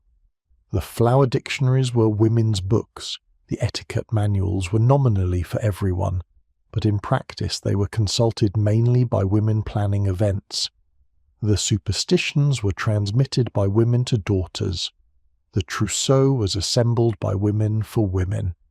Even the prohibited things, don't wear green, don't make your own dress, don't let your full reflection be seen, were women's rules, passed through women's mouths. The legal system, with all its coverture and its asymmetric divorce standards and its carefully maintained property arrangements, had constructed very little for women to hold on to as their own. The traditions filled that gap. They were community property in the truest sense, belonging to everyone who had used them and to everyone who would come after. And when a Victorian bride stood at the altar, her corset laced, her veil pinned, her trousseau packed in trunks waiting in the hallway, she was not just beginning a marriage, she was participating in something very long. A conversation that had been running for centuries in dressing rooms and kitchens and bedrooms not so different from the one she'd stood in that morning. A conversation about what it meant to do this particular thing, what it cost, what it gave back, what survived from the doing of it. Her mother knew some of it. Her grandmother had known more. The old women in the village knew pieces that no etiquette manual had thought to record. The flower dictionary had one version, the medical establishment had another, the prayer book had a third, and none of them, taken alone, told the whole story. Only the living of it did that. There are Victorian wedding photographs that survive, not many from the early decades of the era, since photography was expensive and technically demanding, and required long exposure, times that made subjects hold still for what felt like a very long time. But from the 1860s onward, as technology improved and costs decreased, wedding photographs became more common. And what you notice looking at them now is the stillness. Every person in a Victorian wedding photograph is completely still, not because they were calm, because they had to be, because the camera required it. A Victorian wedding photograph took seconds to expose, but those seconds required absolute steadiness. Any movement produced blur, any fidgeting ruined the image. The photographer would have given instructions: hold still, do not blink, look forward, do not smile. A smile could not be held steadily enough. Look forward and hold everything. And so they did. And the photographs show it. Faces that are serious, composed, arranged. Couples standing very correctly beside each other, hands sometimes touching, more often not. The bride in her dress, the groom in his best coat. The bridesmaids ranged symmetrically, everyone looking forward and holding everything. What you cannot see in those photographs is the morning before, the hours of preparation, the corset and the hairpins and the button hook, the sixpence placed carefully into the shoe, the partial reflection in the mirror, not the full picture, not yet. The cup of tea that was all the breakfast the corset allowed. The moment in the hallway, before the carriage arrived, when a mother and daughter stood close together without saying the things that most needed to be said. You cannot see any of that. You see the stillness, you see the composed face, you see the dress. But now you know what went into that morning, and the photograph looks different if you know. The morning after the wedding is quiet in a different way than the morning before. The morning before had purposeful noise, footsteps on stairs, water heating below, a dozen small preparations happening simultaneously in a house gathering itself towards something significant. The noise had direction. The noise had a destination. The morning after is quieter. The destination has been reached. The ceremony is over. The guests have gone home. The flowers are beginning to soften at the edges. The first petals of the orange blossom finding their way to the floor of the new bedroom. You are this morning, Mrs. Someone. Not only by law, the law has known this since yesterday, but by the slow, quiet, accumulating fact of it. By the way this room is now your room in a sense different from any room you have had before, different from the room you grew up in, which was also always your father's house, under his name. This room is in a house that is becoming yours. The distinction is important. It will take months before you stop noticing it. The fire is being lit downstairs. You can hear it. The small sounds of someone else beginning the day on your behalf. This will become entirely ordinary within a few weeks. This morning it is still new. This morning almost everything is still in the register of new. Your dress is somewhere in the room, folded over a chair, or hung in the wardrobe by the maid who was here, and then very quietly was not. The veil is off. The gloves are off. The sixpence sits on the dressing table. A small coin, catching the early light. Slightly ridiculous, slightly dear. The trousseau is in the drawers and the wardrobe and the linen press, still with your maiden initials, still carrying the needlework of 6 years of evenings, one careful stitch at a time. The initials are yours, and the linens are here, in these drawers, bearing your letters, wrapped in your years of work. The contradiction will resolve itself over time. Most contradictions do, not by being solved, but by being lived past. Outside the window, the morning is doing what mornings do, light growing against the glass. The cool, unhurried quality of early air, still holding some of the night inside it. A bird somewhere, and then several, and then the ordinary busy sound of birds going about their own business with complete indifference to anything that happened in a church yesterday. The day will fill itself. It always does. There are calls to receive, the first visitors of the new life, arriving with small gifts and the formal pleasantries appropriate to early married congratulation. There are thank you notes to begin writing. There is a household to understand, a cook to speak with, an order of things to learn that can only be learned by being here and paying attention, but not yet. Not quite yet. For a few minutes longer, the morning is simply a morning. The light is light. The room is a room with a window and a fire coming alive below, and a coin on the dressing table carrying its small weight of tradition. You are the girl who started this. The 12-year-old with the needle and the thread and the piece of white linen. You're also something new. Both things are in this room with you. Both things fit, even if they don't quite fit together yet. They will. Let the morning begin slowly. Let the fire find itself in its own time.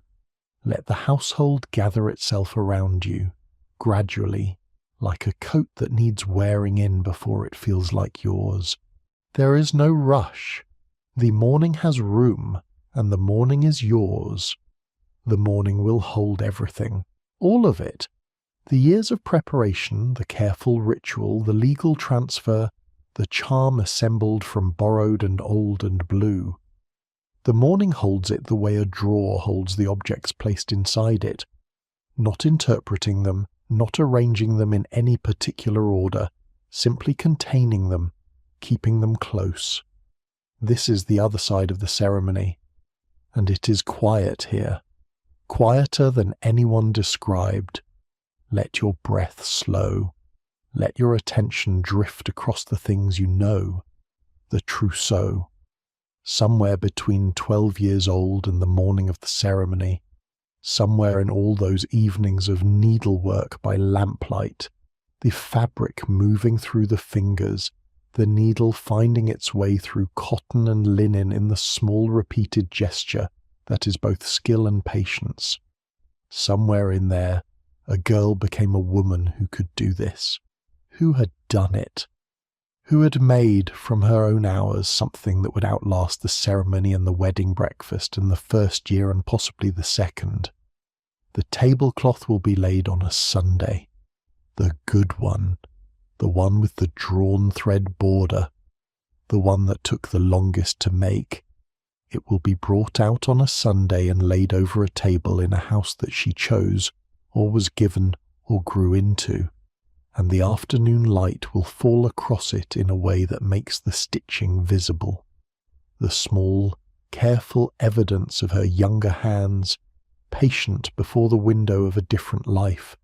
Someone at the table will say nothing about it, or someone will notice briefly that it is beautiful, and then conversation will move on as conversation does. The tablecloth will simply be there, doing what it was made for, being used. That is enough. That is in its way everything. The superstitions settled like dust over time. The specific anxieties that drove them, the fear of May, the fear of green, the fear of the full reflection, the fear of the knot tied on the wrong morning. Those fears were particular to a particular moment in the long history of women watching over a threshold that cost a great deal to cross. The fears made sense given what the crossing cost. They were not irrational, they were a response to something real, and what is real when the fear dissolves is the gesture, the reaching for something old, the wearing of something borrowed, the blue, the sixpence. Most people who include these things now do not include them because they fear malevolent spirits or incomplete reflections. They include them because their grandmother included them, and her grandmother before that. And somewhere in the long chain of women, handing something forward to the next woman who needed it, The specific belief dissolved and the gesture remained, like a word that has outlasted its original language but not its usefulness. That is how traditions work. Not through insistence, but through repetition. Not through authority, but through the gentle persistent fact that this is what we do. And we do it because they did it. And they did it because their mothers did it. And at some point in the past, someone started it for a reason that made complete sense to her, in a moment we can no longer see. And the chain has grown long enough that the starting point doesn't matter. The gesture is the point. The passing of it forward is the point. Something old, something new, something borrowed, something blue, and a silver sixpence in her shoe. You carry it. Or someone in your life has carried it. Or you will carry it, or give it to someone who will carry it for you. The chain is long. You are somewhere in it. The legal landscape changed eventually. Slowly, through the grinding of reform against resistance, through the effort of women and men who understood that the gap between what the law said and what was fair was not a natural condition but a constructed one, and that constructed things can be changed. The Married Women's Property Acts changed what a wife could own. Later reforms changed what a wife could vote for, what she could practice professionally, who a divorced wife could remain to her children. The coverture that had governed the wedding morning of every Victorian bride gradually became a historical artifact, mentioned in books about the past, no longer the operating law of the present. The reforms accumulated. They did not accumulate fast, but they accumulated. And in the meantime, in all the decades of accumulation, ordinary women got married, in their white dresses with their orange blossom, and their sixpences and their borrowed things. They observed the rituals that had been given to them, and passed the rituals forward. They got on with the business of their actual lives, full and various and complicated, ordinary in all the ways that lives are ordinary, remarkable in all the ways that lives are remarkable, and largely unrecorded in all the ways that women's lives were largely unrecorded for a very long time. What we know of them, we know mostly from what they left behind.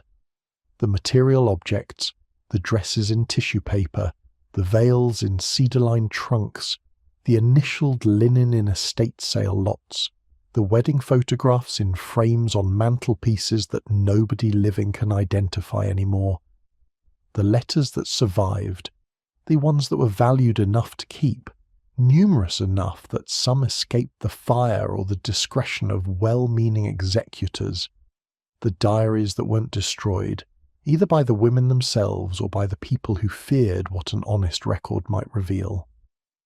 We know the rules they followed and the laws they lived under. We know the flowers they chose and the cakes they posted and the charms they assembled. We know the texture of the mornings they prepared through. What is harder to reach, what the evidence only partly gives us, is the interior, the specific feeling of it, the quality of the experience of being that particular woman in that particular dress, moving toward that particular threshold on that particular morning. But we can imagine it. We can sit with the fragments and feel our way toward what they imply. We can look at the photograph of a woman standing very still in a white dress, her face serious and composed. Behind that stillness is a morning we can now reconstruct. The corset, the hairpins, the button hook, the cup of tea, the partial reflection, the sixpence, the veil. The moment in the hallway before the carriage arrived, a mother and daughter standing close together without saying the things that most needed to be said. We cannot see any of that in the photograph. We see the stillness. We see the arranged face. We see the dress. But we know now what the stillness was made of. The women who went through these rituals were not, for the most part, remarkable people. They were ordinary people in extraordinary circumstances, ordinary in the sense that their lives held the full specific texture of daily existence, and extraordinary in the sense that the system they navigated demanded things of them that should not have been demanded, and they navigated it anyway, with the tools available, with their flower dictionaries and their superstitions and their Trousseau and their borrowed veils and their sixpences. And they made lives. Some of those lives were genuinely happy. Some were functional. Some were quietly difficult in ways that left no public record. All of them were real. All of those specific women with their specific orange blossoms and their specific sixpences, they were as present in their own moment as you are in yours. They could not have imagined being the subject of this kind of attention across this distance of time. They were simply doing what needed to be done on a morning they had been preparing for since they were 12. They're all gone now. What remains is the outline, the ritual, the law, the tradition, the superstition, and the objects. The objects had outlasted everything else. A veil in a box, a pressed flower between the pages of a Bible that nobody reads anymore, a small silver thimble from a cake pull, carried home in the pocket of a Victorian bridesmaid's dress and never thrown away, because you don't throw away a thimble, even one that predicted the wrong kind of future. A tablecloth with drawn thread embroidery and a pair of initials that nobody in the current generation can identify. A dress in tissue paper, a sixpence in a small wooden box with a ribbon through it that has been replaced twice now, the original ribbon having given way, but the sixpence is the original sixpence, and the box is the original box, and both of them are still there. These things are in houses somewhere, in attics and estate sale boxes and museum storage and family trunks. They are waiting as objects wait, with a patience that has no impatience in it, no urgency, no awareness of the time passing. They have already outlasted everyone who knew what they meant. They are ready to outlast everyone who will find them next. And when someone finds them, when someone holds up a small silver coin with a faded ribbon and thinks, "What was this for?" the answer is the one we've been building toward all evening. It was for prosperity. It was placed in a shoe by a woman who had spent 6 years embroidering linen by lamplight, a woman who had assembled a charm from the old and the new and the borrowed and the blue, who had survived a corset and a veil and a ceremony that erased her legal name, who had stepped across a threshold she could not step back over, and who had done it anyway, with the coin in her shoe and the orange blossom in her hands and the particular courage that belongs to someone who has prepared as well as they know how to prepare and has arrived now at the thing they were preparing for. The sixpence was for her, and for the morning after, and for all the mornings after that. The night is quieting around you now, if you have been listening through the evening. The fire that burned when we began has settled into embers, still warm, still giving off heat, but no longer needing attention.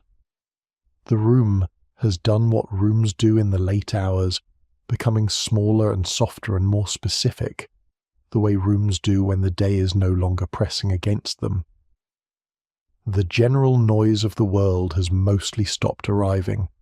If you have been lying down while we've talked, through the Trousseau and the superstitions and the corset and the veil and the law and the flowers and the morning after, you may find that your body is heavier than it was at the beginning, that the particular kind of tired that comes from having followed a long story somewhere, through history and ritual and texture and mornings you've never woken in, has arrived in your limbs and your eyelids and the general sense of your position in the bed. That is what history does when you let it come close, when you stop holding it at the distance of facts and dates and let it come as close as lamplight and embroidery and the sound of water heating before the sun is up. It fills you. and fill-in takes something from you. And what it takes, it gives back as quiet. The good kind of quiet. The kind that leads towards sleep rather than away from it. Let what you know settle into the places where knowing lives. It will be there in the morning. The trousseau is in its drawers. The charm has been assembled. The calendar has been navigated. The corset has been laced, and the veil has been pinned, and the ceremony has been completed, and the morning after has begun. You have been through every stage of a Victorian bride's preparation, from the firelit bedroom where the embroidery started to the unfamiliar room where the new life did. You've been there with her, and now you can let her rest. Let the objects settle into their places. Let the morning light do its quiet work. Let the household begin its day in its own time. You don't need to follow it further tonight. You don't need to know what comes next. The morning is hers, and the night is yours. The night is doing what nights do in the late hours, deepening. The particular quality of darkness that arrives after midnight is different from the darkness of early evening. Early evening dark has edges still. It remembers the day it came from. This darkness is older. It has been working long enough to become the whole world for a while, until the light decides to return. You are somewhere inside it, lying in a bed, or almost lying, or settling in that slow direction of lying down and staying there. The story has been long. Long stories do this. They occupy the body as well as the mind. They use up the particular energy that attention requires, and when they quiet, what they leave behind is the good kind of tired, the kind that doesn't resist the dark, the things you know tonight, about the trousseau and the orange blossom and the veil and the sixpence and the covered woman and the morning light. Those things are yours now. You can set them down. History stays where you put it. It will be there in the morning exactly as you left it if you want to return to it. For now, set it down. Let's return to the firelight one more time. The girl at the window, 12 years old, with the needle and the thread and the white linen on her lap. It's winter. You can feel it in the way the firelight is doing more than its fair share of work against the dark outside. The fire is the centre of the room. Everything else is arranged around its warmth. The furniture, the lamp, the girl in the chair, the thread being pulled through the fabric in the movement that is already, at 12, becoming second nature to her. She doesn't know yet what she's preparing for. She knows the words, trousseau, marriage, wedding. She has heard the words since she could hear. But the specific weight of the morning she's moving toward, the feel of the corset and the veil and the partial reflection and the sixpence in the shoe, none of that is available to her yet. She is just in the room, in the warm room, in the winter, with the thread finding its way through the fabric. There is something peaceful in that, in the not yet knowing, in the preparation that doesn't yet understand what it is preparing for and doesn't need to, because the evening is warm and the fire is sufficient and the thread is finding its way, and that is enough for tonight. Let her stay there. Let the firelight stay with her. Let the room be warm. Let the thread keep going through the fabric, stitch by stitch, evening by evening, in the slow accumulation of something that will last long after she has stepped through the threshold and into the country on the other side. You're also somewhere warm, whether the warmth is a duvet, a blanket, the specific warmth of a bed that has had a body in it long enough to become fully comfortable, or whether it is the internal warmth of having followed a long story somewhere and returned, you are warm. Let that register. Let it settle across your shoulders and into your back and into the particular heaviness of your legs, which have been still for long enough to begin to belong to the bed they're in. The room you are in is not the room in the Victorian house. Your morning tomorrow will look different from hers. The laws that govern your life are not the laws that governed hers. The preparations that surround whatever thresholds you are moving toward are different in almost every external detail. But the shape is the same. The preparation is the same. The gathering of what you will need, the assembling of whatever charms are available to you, the moving towards something significant with the specific mix of readiness and uncertainty that has always belonged to the significant mornings of a life. That is the same. It has always been the same. Long before the Victorian era and long after it, through every era in which people dressed themselves carefully and thought about what the flowers meant and stood in a particular place and said a particular set of words that were supposed to change what followed. The ritual changes, the threshold doesn't. The threshold is the threshold, and you go toward it with what you have.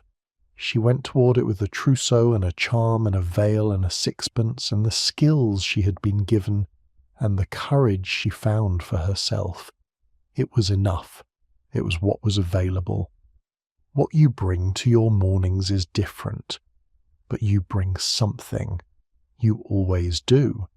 Some combination of the inherited and the made, the old and the new, the borrowed and the earned. Let the combination rest for tonight. It is there. It will be there when you need it. On the morning of the wedding, after the dressing was done and the veil was pinned, and the sixpence was in the shoe, and the household was waiting, a Victorian bride would often go to her mother. Not always, not in every household, but in the letters and fragments that survive, this moment appears, the moment before the stairs, before the carriage, before the church, the moment when the two of them were still in the same house, in the same life, for the last time in the way they had been. And the mother would say something, or she would say nothing, or she would take her daughter's hands in the formal gloves and feel the button-hook buttons under her fingers and look at her daughter's face and see, at the same time, the woman in the dress and the girl who had started the embroidery all those years ago and could not have known what it was leading toward. And then the door would open, and the carriage would be there. Let the door open. Let the air come in, whatever the weather, whatever the season. Let the sound of the carriage and the horses and the particular noise of the street come in through the open door. The bride stands on the threshold, one world behind her, one world ahead. The veil her grandmother wore at her own wedding, the sixpence from her mother, the orange blossom in her hands, meaning two things at once, holding the contradiction with grace. The chain goes back further than any of them knew. It goes back to the beginning of the gesture, to the first woman who put a coin in her shoe and hoped.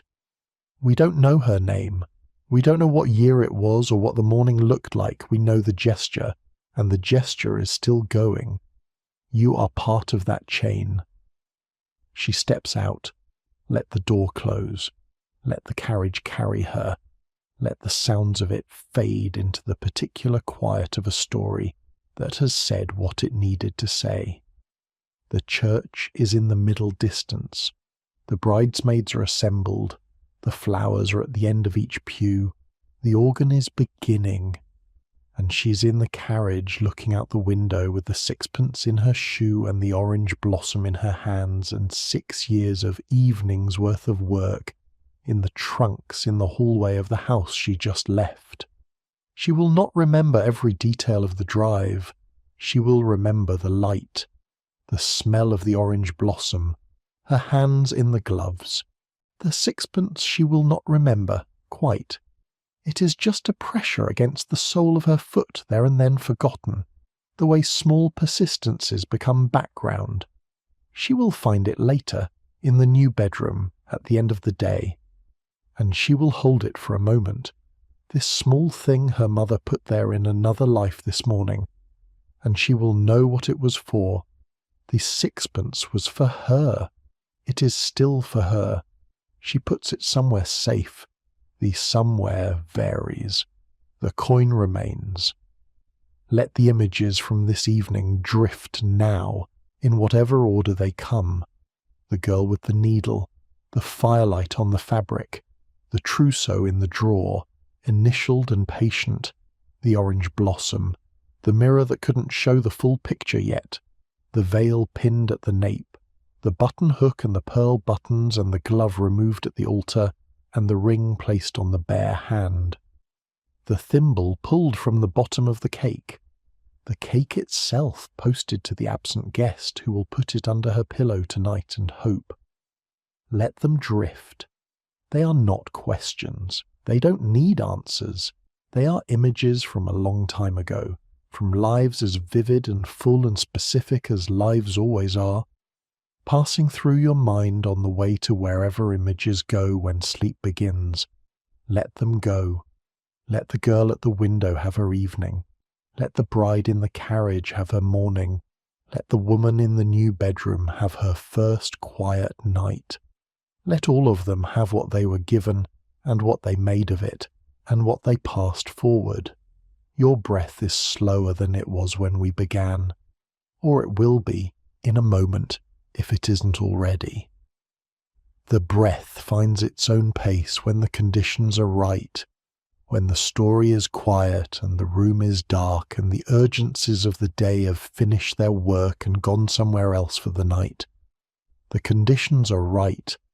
The weight of what's covering you, the particular temperature that has accumulated in the space between you and the bed, that specific warmth that belongs to your body in this specific place, the sound of whatever sounds there are at this hour, quieter than the sounds of earlier, slower, the house and the street and the general noise of the world having turned most of itself down.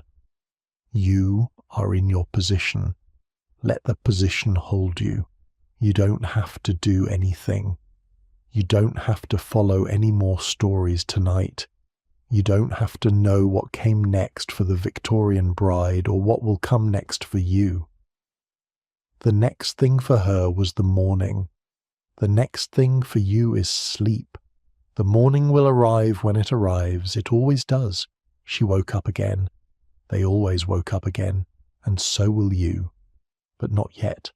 For now, the room, the dark, the warmth, the weight of the breath going in and going out, the thread going through the fabric, in the old house, in the firelight, stitch by stitch. Let it go through. The thread goes through the fabric. In the old house, in the winter evening, the needle finds the next place it is supposed to go. The fabric gives. The thread pulls taut. A stitch forms. And then the next, and then the one after that. Each stitch small enough to be almost invisible on its own. But the trousseau is made of small stitches.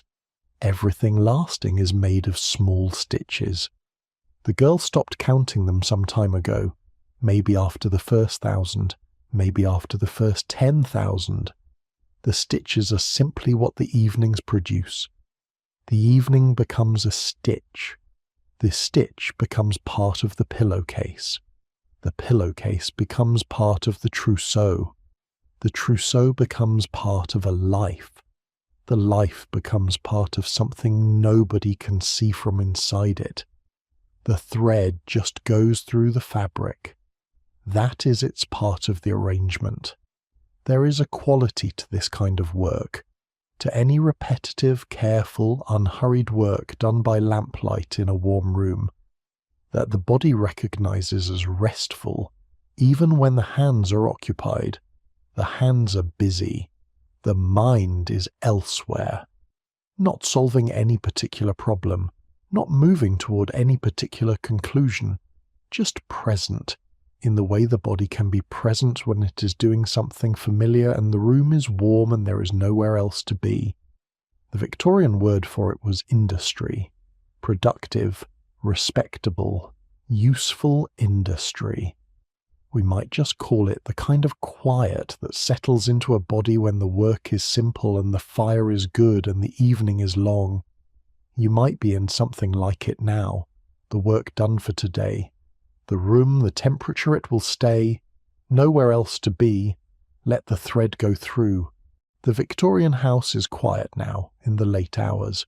It was always quiet like this.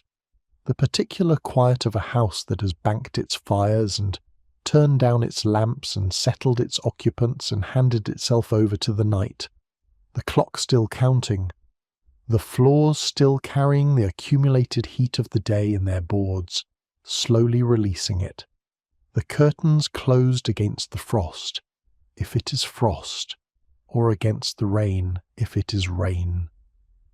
The winter nights in a Victorian house were long. The darkness arrived early, 4 in the afternoon, sometimes in December, and it stayed until well into the next morning. The household occupied itself by lamplight for hours before the reasonable time for bed arrived. The needlework was done by lamplight, the reading was done by lamplight, the letter-writing, the music, the conversation, all of it by lamplight, which is warmer and more forgiving than electric light, and which pools in ways that electric light does not, leaving corners and edges in shadow, while centering the room on its warm source.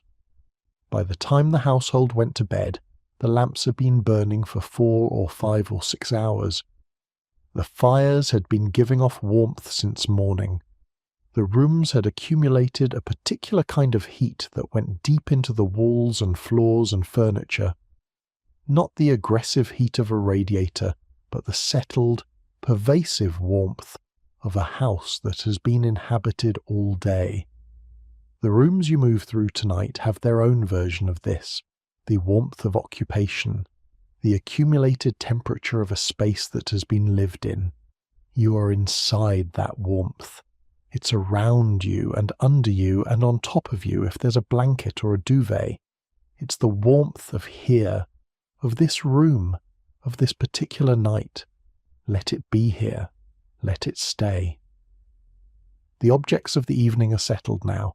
The trousseau in the drawer, the tablecloth with its drawn thread border and its maiden initials worked into the corner in the smallest, most precise stitching of the whole piece.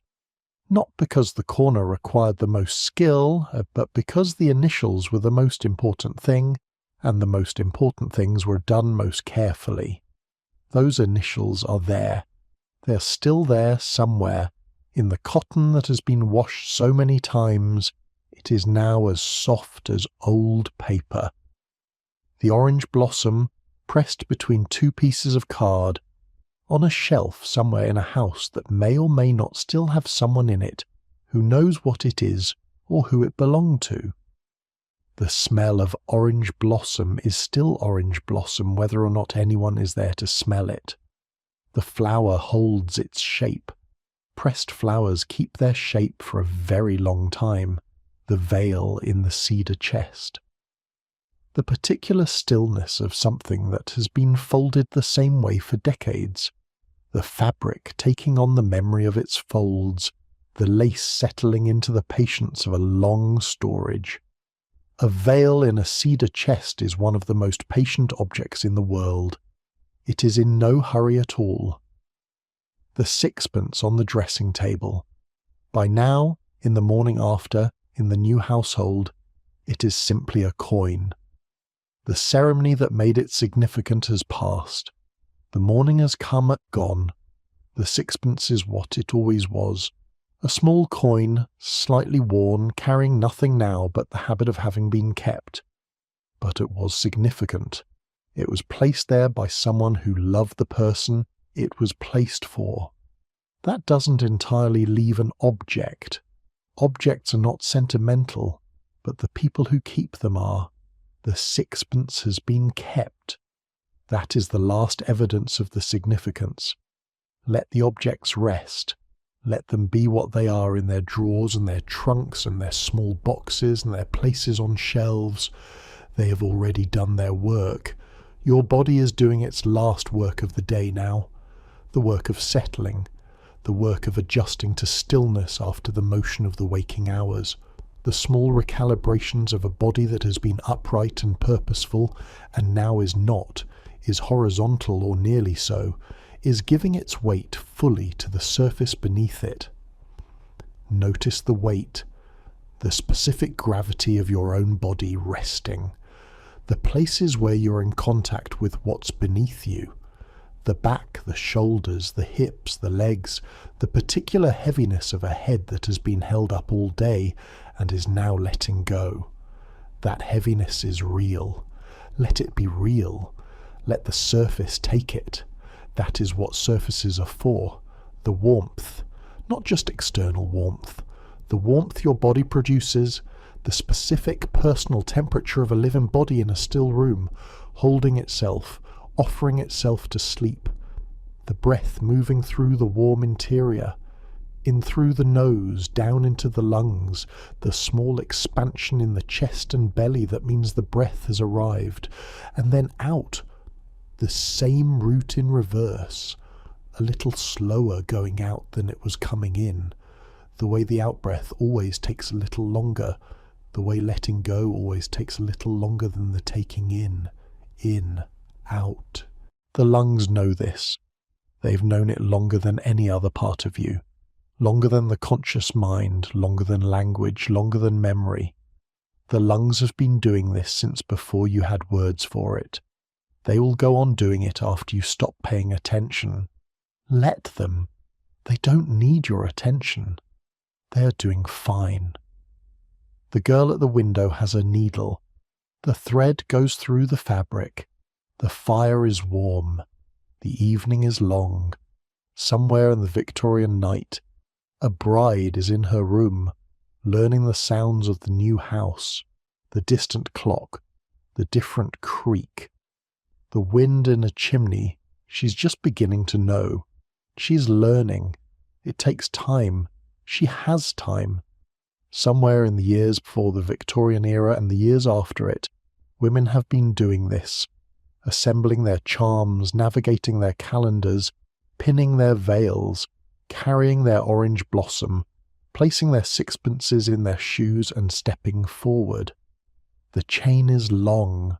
It is longer than any history can fully trace. It began with the first woman who did something intentional at the threshold of a significant change in her life, who picked up a flower because it seemed right, or placed a coin because it felt protective, or borrowed something from someone happy because happiness might be the kind of thing you can carry. The first of them did not know she was starting a chain. She was just doing what the moment required. And then the next woman in the chain did the same, and the one after her, and on, through every era and every language and every set of rules and laws and customs, until the chain arrived in the Victorian era with all its particular weight and specificity, and then continued past it, past the Married Women's Property Act and the suffrage and the professional licensing and all the accumulated reforms, continuing into now, into tonight.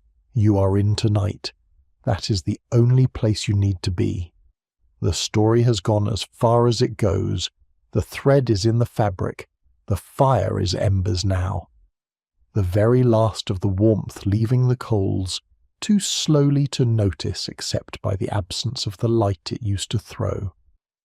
The room is a little darker than it was.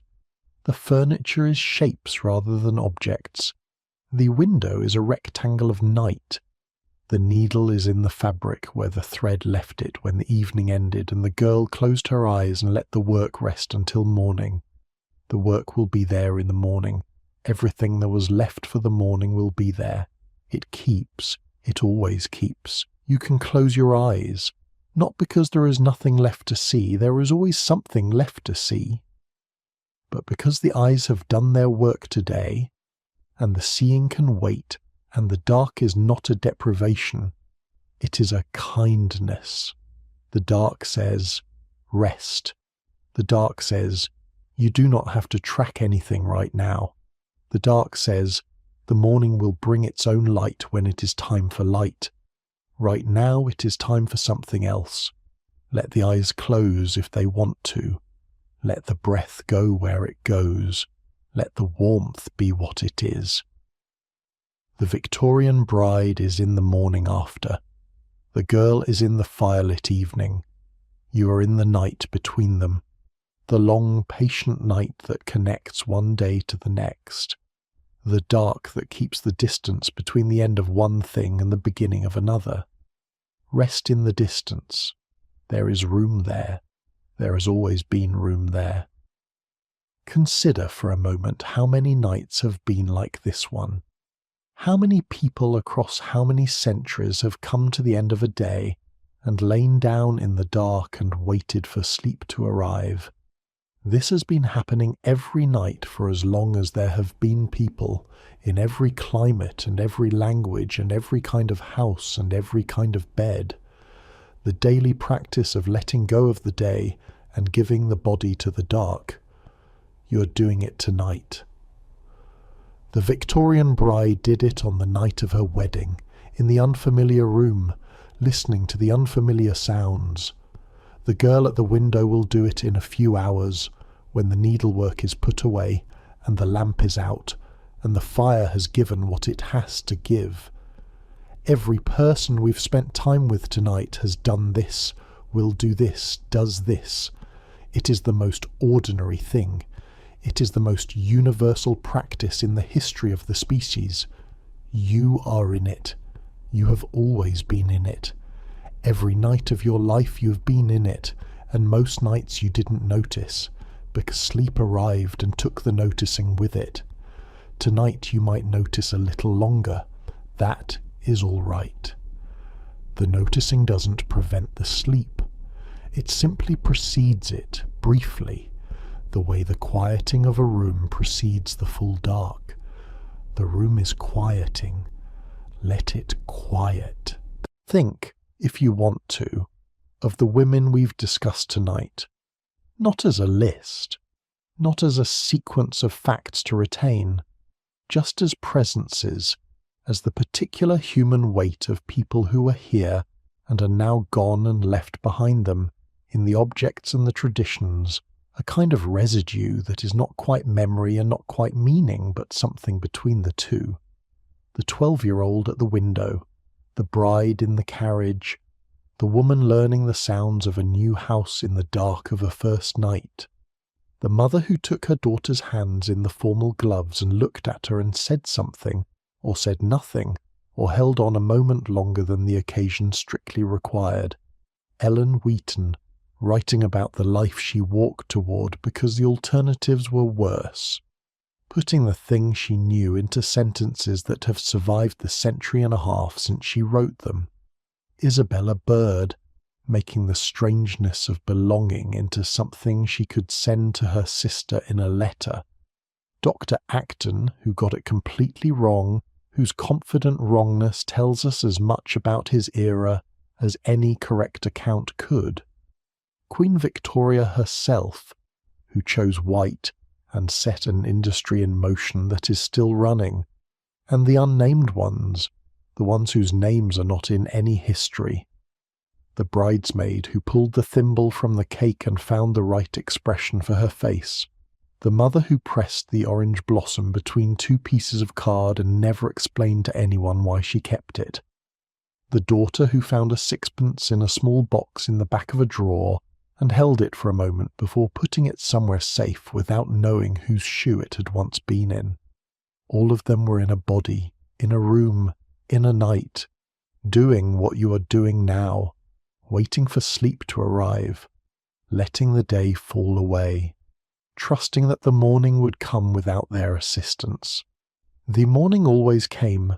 It will come for you too, but not yet. There is still some night between here and there.